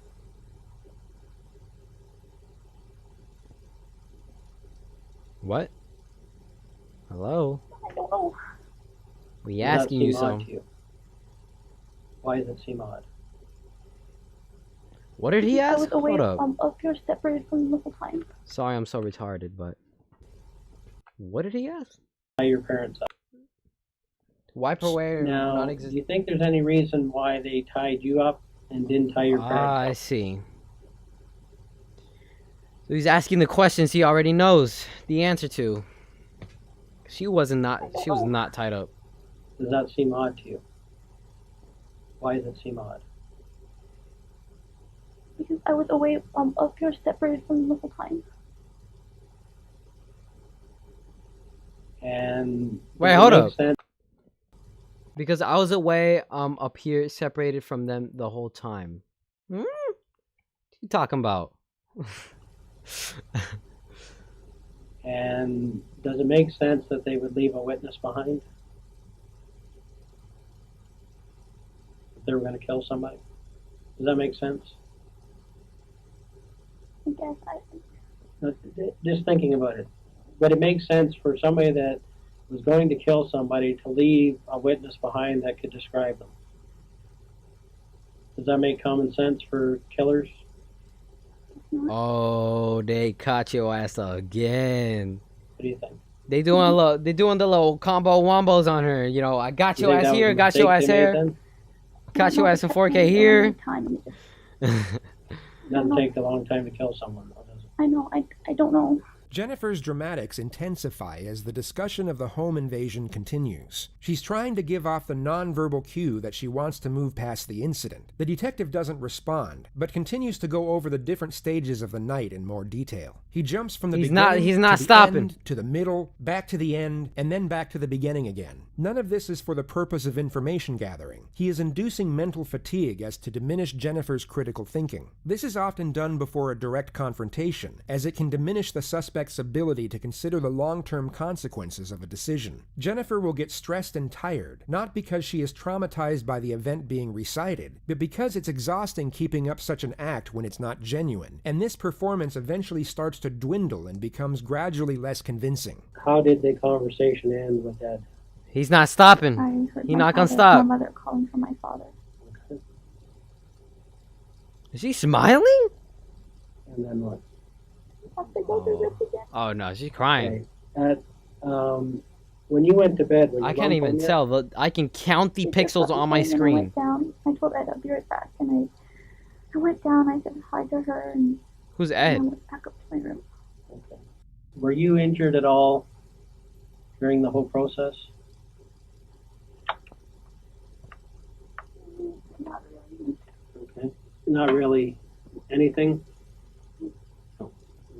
Step 2 of Make the quality better. It's already at 1080. confrontation setup will now commence. The detective employs what is known as the futility technique. He will tell Jennifer that he has an abundance Fancy of words. resources at his disposal, and even fabricate much of what he asserts. He's indirectly telling the suspect it is useless to resist due to the overwhelming evidence against her. Now, the reason They why caught I'm your here ass. today, okay, I'm not gonna is lie, they just that got your ass I'm in an 4K. expert, okay, in what we call truth verification. I talk to thousands of people, okay, and I basically know when somebody's not being straightforward with me, okay. I can tell by the language they use, how they answer the questions, their body language, how they treat the question. He's got That experience. something's wrong here. Okay, this doesn't make sense. The detective then gives Jennifer an 8-minute narrative on police tactics and forensic technology, some of which is embellished, but for the most part true. He then asserts that police are able to use infrared satellite imagery to see the occupants inside a household. This is entirely false. And basically, if people are moving around in a house, it's like an X-ray. Okay. Isn't that a And thing though? Basically, we're able Like to the tell, thermal you know, thing where are you can those see people? movements, are those actions, that number of people consistent with the story that we've been told? Or is that one? That's not through a wall though, Are huh? the people in the positions that the witnesses are telling us they were in, or are they different? Okay, and if they're different, why are they different? Is what our question becomes, right? Acting is worse than a And so at the 2012 end of the movie. day, This is 2010. okay, there's so many resources available to me that at the end of the day, I'm going to know if a person's telling me the truth. I think it is. Or not. The detective is now about to initiate the confrontation, but first brings the entire setup full circle by reestablishing the notions of reasoning and rationale. The suspect is fatigued and scared, but still needs to feel the detective is on her side. Now, I can tell you there that settings for nothing bigger captions? surprises me in this job. Okay? Never mind. I am well aware that anybody on this earth is capable of making a mistake. Okay? I don't care who they are. I don't care if they're a priest. I don't care if they're a school teacher. I don't care what the situation is. Given a certain set of circumstances, everyone has the capability, Jennifer, of making a mistake, doing the wrong thing. Okay? Even if it gets you a jail key, though, sentence when for I talk to life. people is when they made a mistake, okay, that's one thing, right? The key is to not keep making the same mistake. And to get that information Look out at and her. get it off your chest. Look at her. She Okay? knows she got Understand what I'm caught. saying? She thinks she's slick. So at the end of the day, from this case, and I can tell you, I've spent literally a week on. He's this gonna case, say it. going He's gonna over say it to her information face. After information, accessing all the sources, speaking to every other expert on the case. He's gonna say And it. at this point, Jennifer, I know that you've not been truthful with the police. Oh, there he Okay? said it. You've not told us everything that you know, purposely. You've spent a considerable amount of time in the last 7 years telling half-truths. And I can Why understand are you getting why, so close okay? to me? You've had a tough life. Back up, bro. What's Damn. happened to me equates to abuse. And all the stresses that you've had and forced to lie, I can understand why you did it. Okay? But you're in another situation here where you're under another tremendous amount of stress. And it doesn't feel good inside, does it? It breaks down the person that Yes, you I are. read chat. Because at Y'all the end got of the day, questions. you're a good person. I know that. You've got a good heart. Hmm? In this case, Told her though, that she you've got a made good heart mistakes, after killing her parents. okay? And you're involved in this. I know that. Okay? There's no question about it. Oh, The look only at her. question right now is, are you going to keep making mistakes? Are you going to go on the route that you've gone on over the years and try to pretend that things happen that never happened? Okay? Are you going to not face reality here? We know that you're involved. We've done our homework, okay? We have to resolve that now here today. I need to know from you what really happened. So, what I have reducted, wow, damn, an hour and 7 minutes. We have been watching for an hour. What I know now is that they caught your ass, bitch. They caught your ass. He's asking the questions now. He's asking, did you do it? Did you do it? Let's say what she's got to say about it. And I know why this has happened. You have spent And he knows, your whole too. life trying to live up to expectations that you can't meet, okay? And that stress the hell out of you. You're a 24-year-old woman being treated So like a he's 15-year-old. 24 years okay? old. What? You've never done anything that terrible in your life, but you're being treated like you have. Just move out. You're not being treated That point. like the Fuck. adult that you are. Yes, you made some mistakes. Big deal.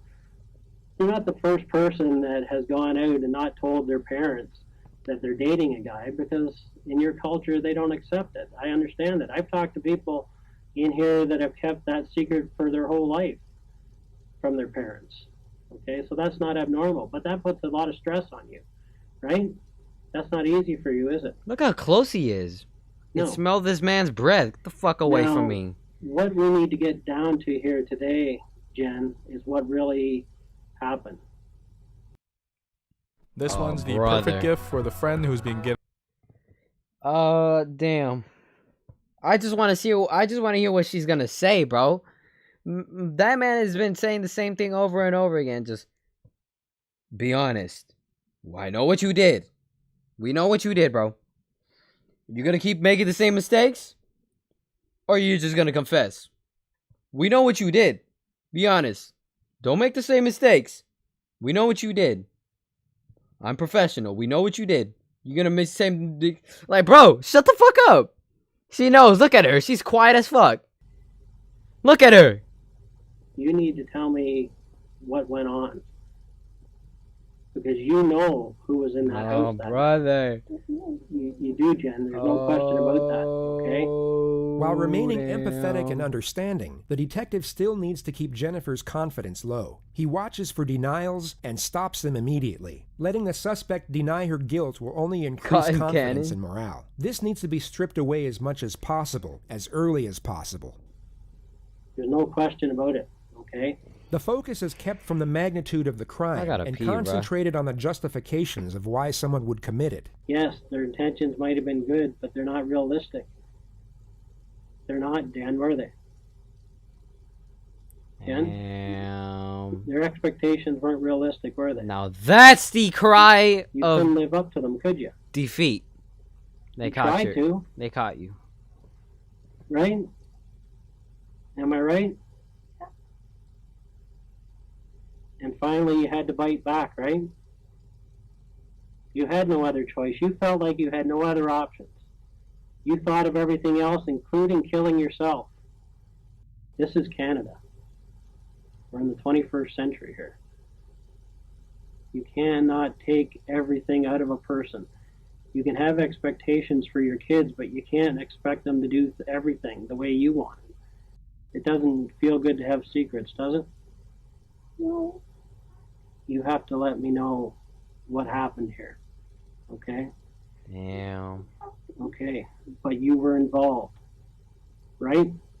That's the part we need. Okay?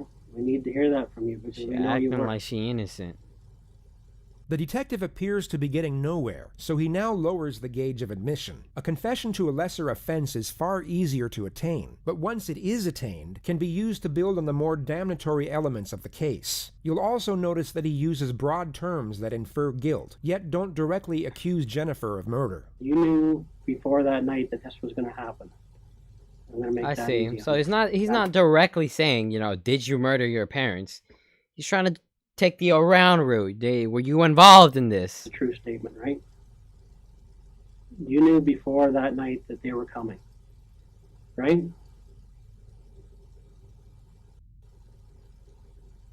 Ken?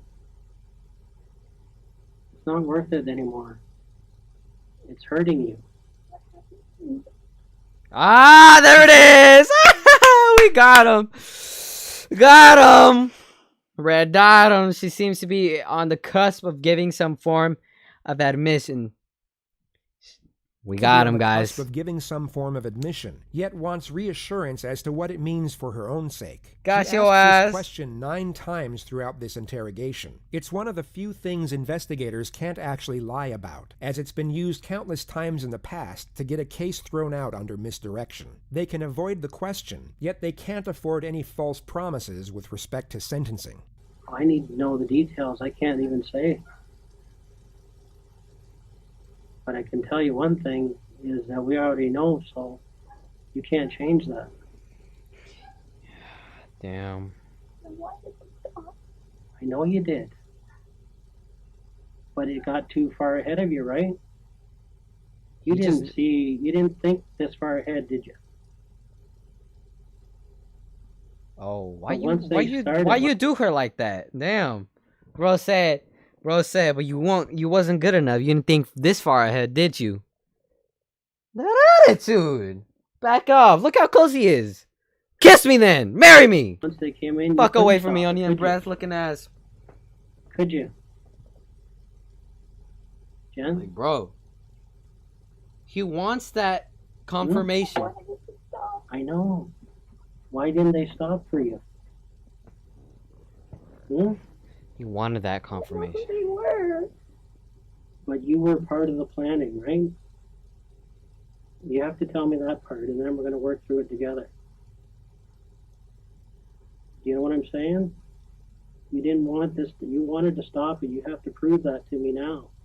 Because at the end of the day, we have to stop this from happening to someone else. Right? Jen out here playing the victim card, yeah. Jen, For real. we're going to have to deal with it one step at a time, okay? I'm going to be honest with you.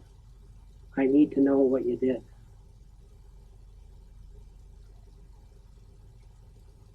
And then you and I are going to work through this together. Because the most important part of this whole thing is that we do the right thing for your mom. Right? I am her voice right now. I'm working for your mom. That's my job. Yeah. And I have to get to the bottom of this for your mom. Appealing to compassion isn't necessarily uncommon when the crime is first-degree murder, yet it can send a mixed message when a justification for the crime was a focus point early on. The detective takes his chance with it, which at first appears to work. Jennifer initially responds in a poignant manner, but you'll soon come to notice that her empathy, alongside her concern, is solely focused on herself. Yeah. But we got to start. What's happening to me?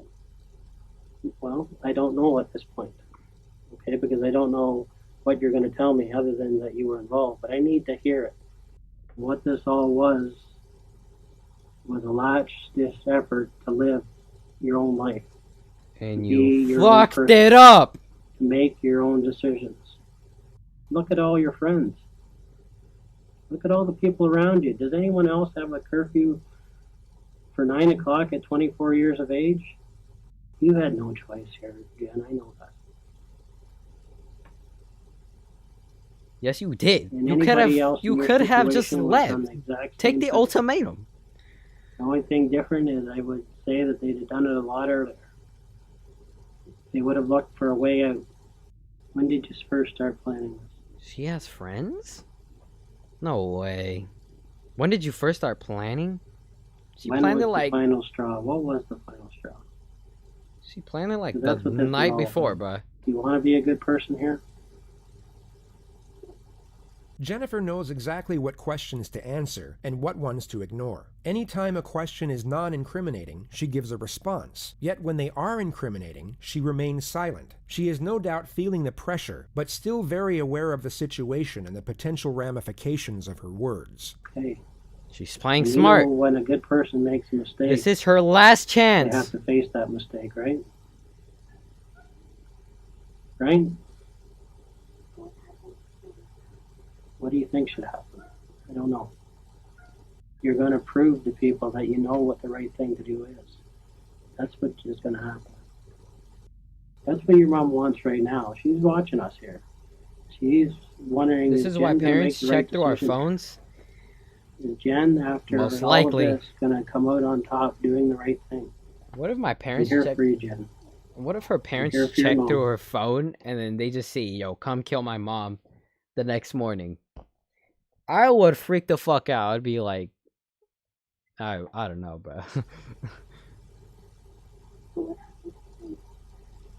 What happens to me? Oh, what do you You think have to happens, tell- Jennifer? It's one of those situations, you know what? We know that what you did, okay? But you have to be able to explain to me what happened, okay? I can't tell you what's exactly going to happen to you. You just have to be brave here. You have to be brave.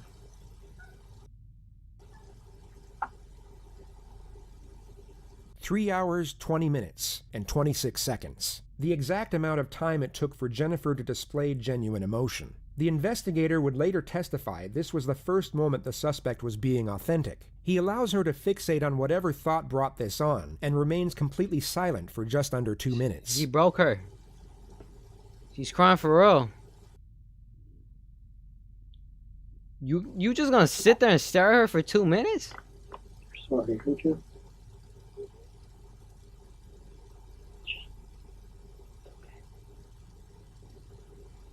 Why y'all so, bro? They were supposed to take you. What? Okay. No, no, they You were weren't. supposed to take the whole family out? Stop capping your What went fucking wrong? ass off. The detective now has one foot in the door. It's not an outright confession, but Jennifer has now admitted to planning the home invasion all along. And although she asserts that she was the intended target while her parents were meant to be spared, the information she has now given is enough to place her under arrest. Jennifer is no longer going home after this interview. The detective now presses for more information on the amended storyline. It's essentially step one of day one all over again, but from a more powerful position. He knows she is still lying, and now locks her into as many lies as possible within the new narrative. What happened? Why did it change? Okay, what do you know? Man, How I'd come be, it was supposed to be you? like, man, get your hands off of me. Fuck. Why not? Okay, you made mistakes, but nothing that couldn't be corrected. Why was it supposed to be you? Everyone could be free from me. Why did it Yeah, happen? right. I don't know. Yeah, right. Everyone could be free from me. I was disappointed in everything. Okay, but why did it have to happen this way? Because when I tried suicide, I failed. What did you want done? What's in that briefcase that he has beside him? And it matters. Okay. So Who did you get to do this then? I don't know who he is. I just got his number. She still has the audacity to lie? I don't memorize it. She skirts around the questions surrounding her accomplices and gives multiple fake names. She stated that she got the number of the supposed hitman from an acquaintance named Rick, and that she took everything from there over the phone. It becomes apparent she doesn't want to give up, or even mention her boyfriend, so for the time being the detective allows her to recount her amended narrative in the manner she pleases. She gets to the moment she instructed the hitman over the phone about her planned suicide. I told him that I wanted to be killed. And did he think that was something crazy? He said, "Are you sure that's what you want?" And I said, "Yes." Because I don't think many people get that request. Do you? Does he know? He knows everything. Why is he still lying? Over and over it, just to make sure I was sure. And I said I was sure. Okay. He still has the audacity to lie in his face, bro. Show ass out of here. Out and then leave. Okay. Why did they do it when you were, when your parents were there then? Never alone. In the nighttime. Okay. I thought it was in the morning. So that Dude, meeting I'm you had fucking with tripping. You told him what you wanted?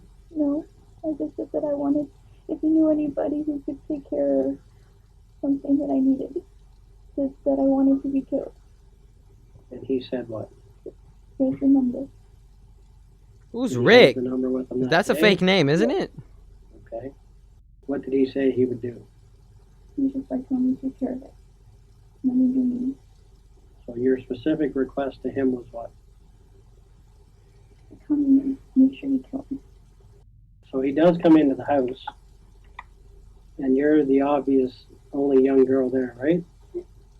But he doesn't kill you. When he came to your room, Dumbest hitman I've ever seen.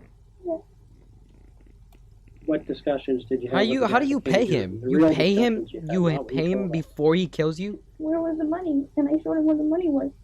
Okay. But he obviously said, "I'm here to do what you asked." He never said anything like that. What did he say? Just like hands behind your back. Did he discuss ways with you how he would do it? No. Did you request any way for him to do it? To make sure no one else was around. Okay. Why didn't they do it the way you wanted? I don't know. I asked them to take me with my mom when they took them away. It doesn't seem to make Dumbest sense. hitman. I know, it doesn't make sense to me. Because I was supposed to be. Okay. Can you sit up for a minute, Jen? Okay, look at me.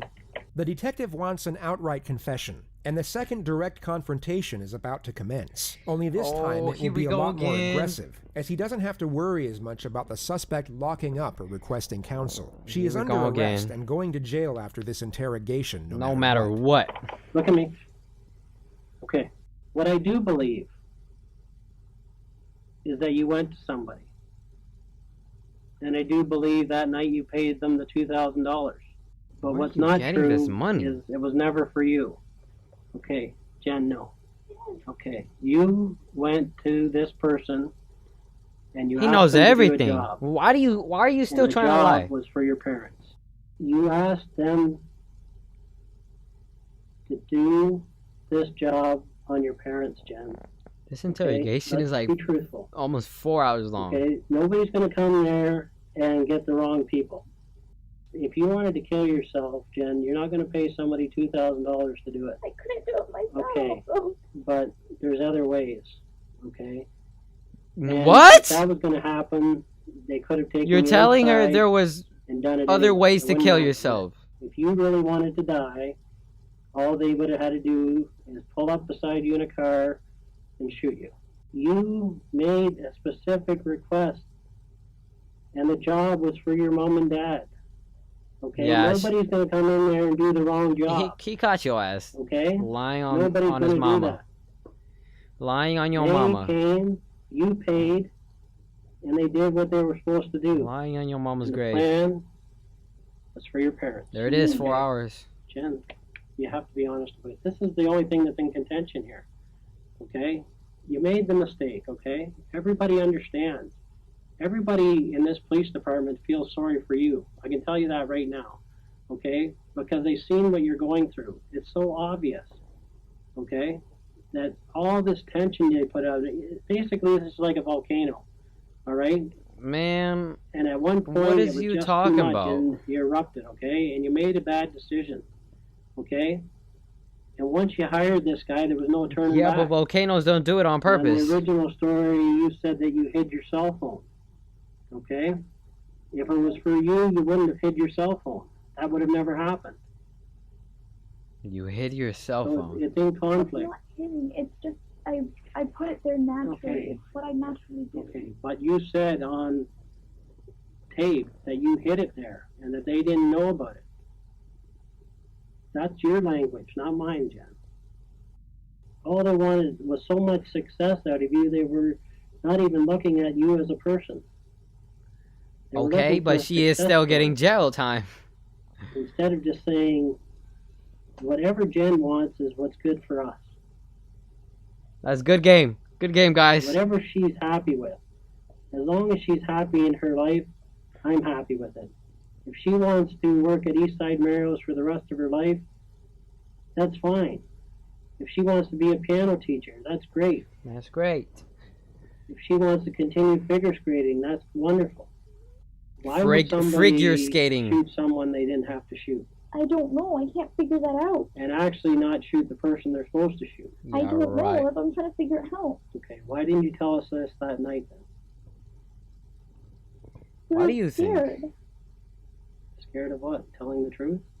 Yes. That I wanted to die. But Okay, instead, but listen, if you wanted to die, you would tell us everything because it wouldn't matter. Jen, if you really wanted to die, you would tell us everything because it doesn't really matter. Right? It does matter because the wrong person got hurt. And my dad is suffering. Ah, got your ass. I appreciate That's Uno what reverse happened card. in the end, but that's what was supposed to happen. Okay? The good thing about this is your dad did live. Nah. Hold on, go back on that. She got your ass. I appreciate Look at that's the what happened silence. in the end. Matter because the wrong person got hurt. Oh, that And my dad assertion. is suffering. Complete silence. Ah, got your ass. I appreciate that's what happened in the end, but that's what was supposed to happen. Okay? The good thing about this is your dad did live. And that went against the plan. Imagine If paying you someone could make this $2,000 and kill decision over, yourself. You would change it. Okay? You would change it. Right? Of course. This man is like, there is more ways to kill yourself. Like, if that's gonna help. You knew who was going to get hurt. That's the whole issue here. Okay, that's the whole issue here. You gave them the plan for your parents, right? That's all I need to hear. No. Jen, you did.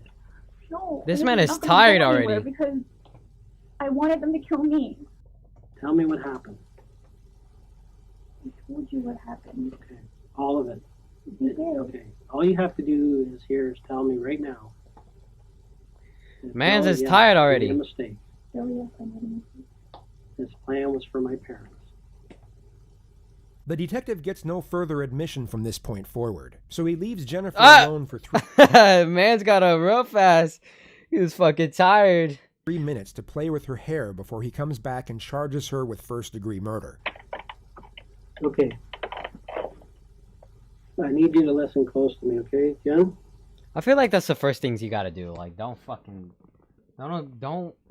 give into anything. Just don't. No matter how like dumb your stupid rebuttal is, like, don't give in. That's what I would do. At this point in the investigation, okay, I'm going to be arresting you for murder. Ah! Okay?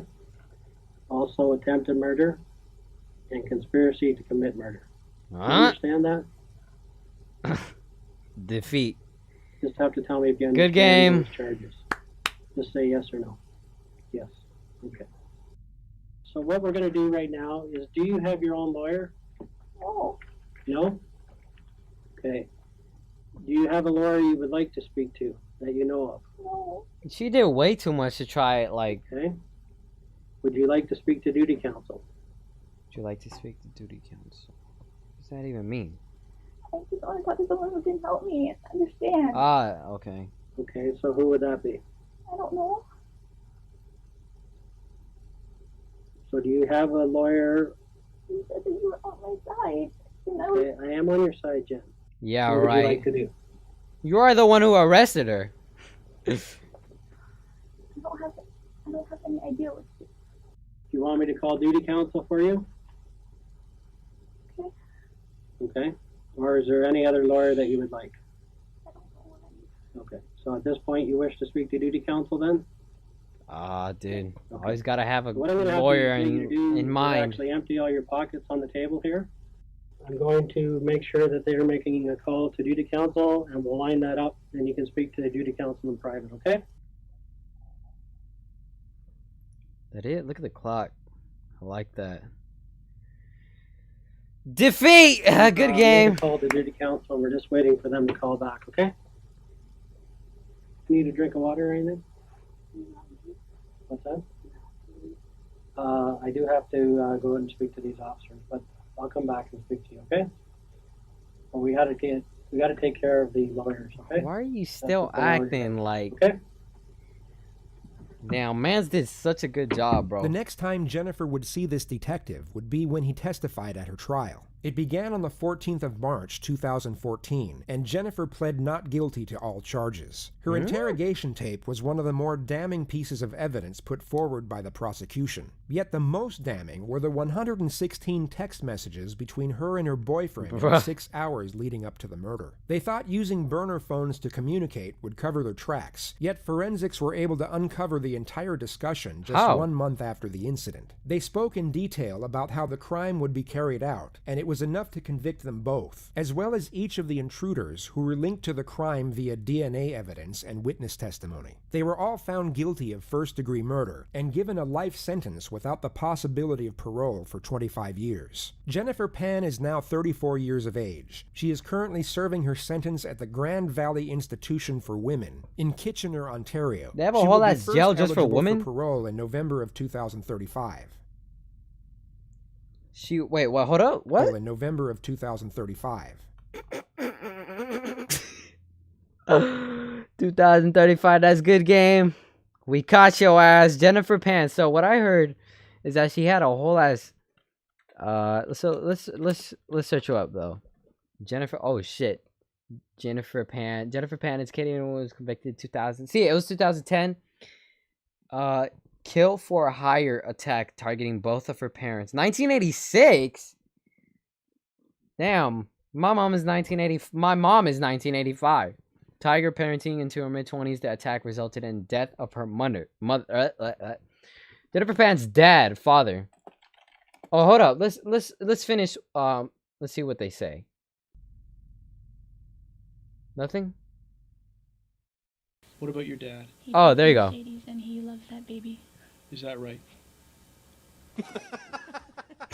See, this is what we were talking about. He drives a Mercedes and he loves that baby. Jennifer Pan father, Han Pan. What happened to him? What happened to Han Pan? So, Hui Han Pan surviving being shot in the face on November 10th during an apartment home invasion. Han said, and eventually she admitted to living with her boyfriend, Danny Wong. Jennifer also, but what happened to him? Oh, she testified at the murder trial? Or he testified? Wow. So I do remember hearing her about having a Facebook page. Can we find it? Or is she banned? Was she banned? I'm pretty sure she has to be banned. Jennifer Pan profiles. I don't think she's on here anymore. Is that her? No, this can't be her. I think she was banned, but damn. That's just cold, bro. That's so cold. That was so cool. My god, dude. That was so cool. I kinda wanna watch another one, but I gotta go piss. And it's getting pretty late where I live. So I think that, oh my god, y'all really, y'all, you know what, I'm gonna subscribe. I don't know why I'm not subscribed in the first place. Super good fucking channel. I suggest you guys all subscribe. I've seen a lot of the TikToks too. They're really interesting. I might finish watching this one next stream, but for today we're done. I think I'm gonna end the stream right here. We need more of these criminal investigation reactions. W, literally. You stayed for the whole thing. Thank you. I appreciate it. I'm gonna end this stream right here. Thank you for everyone who came. Make sure to leave a like before you leave. It's 1:38 a.m. Yeah, it's pretty late where I am. Dope. I'll probably stream. What day is it today? Oh, it's Wednesday? I can probably stream tomorrow, honestly. But tomorrow I might record a video. So, thanks for everyone to be here. See you in the next one.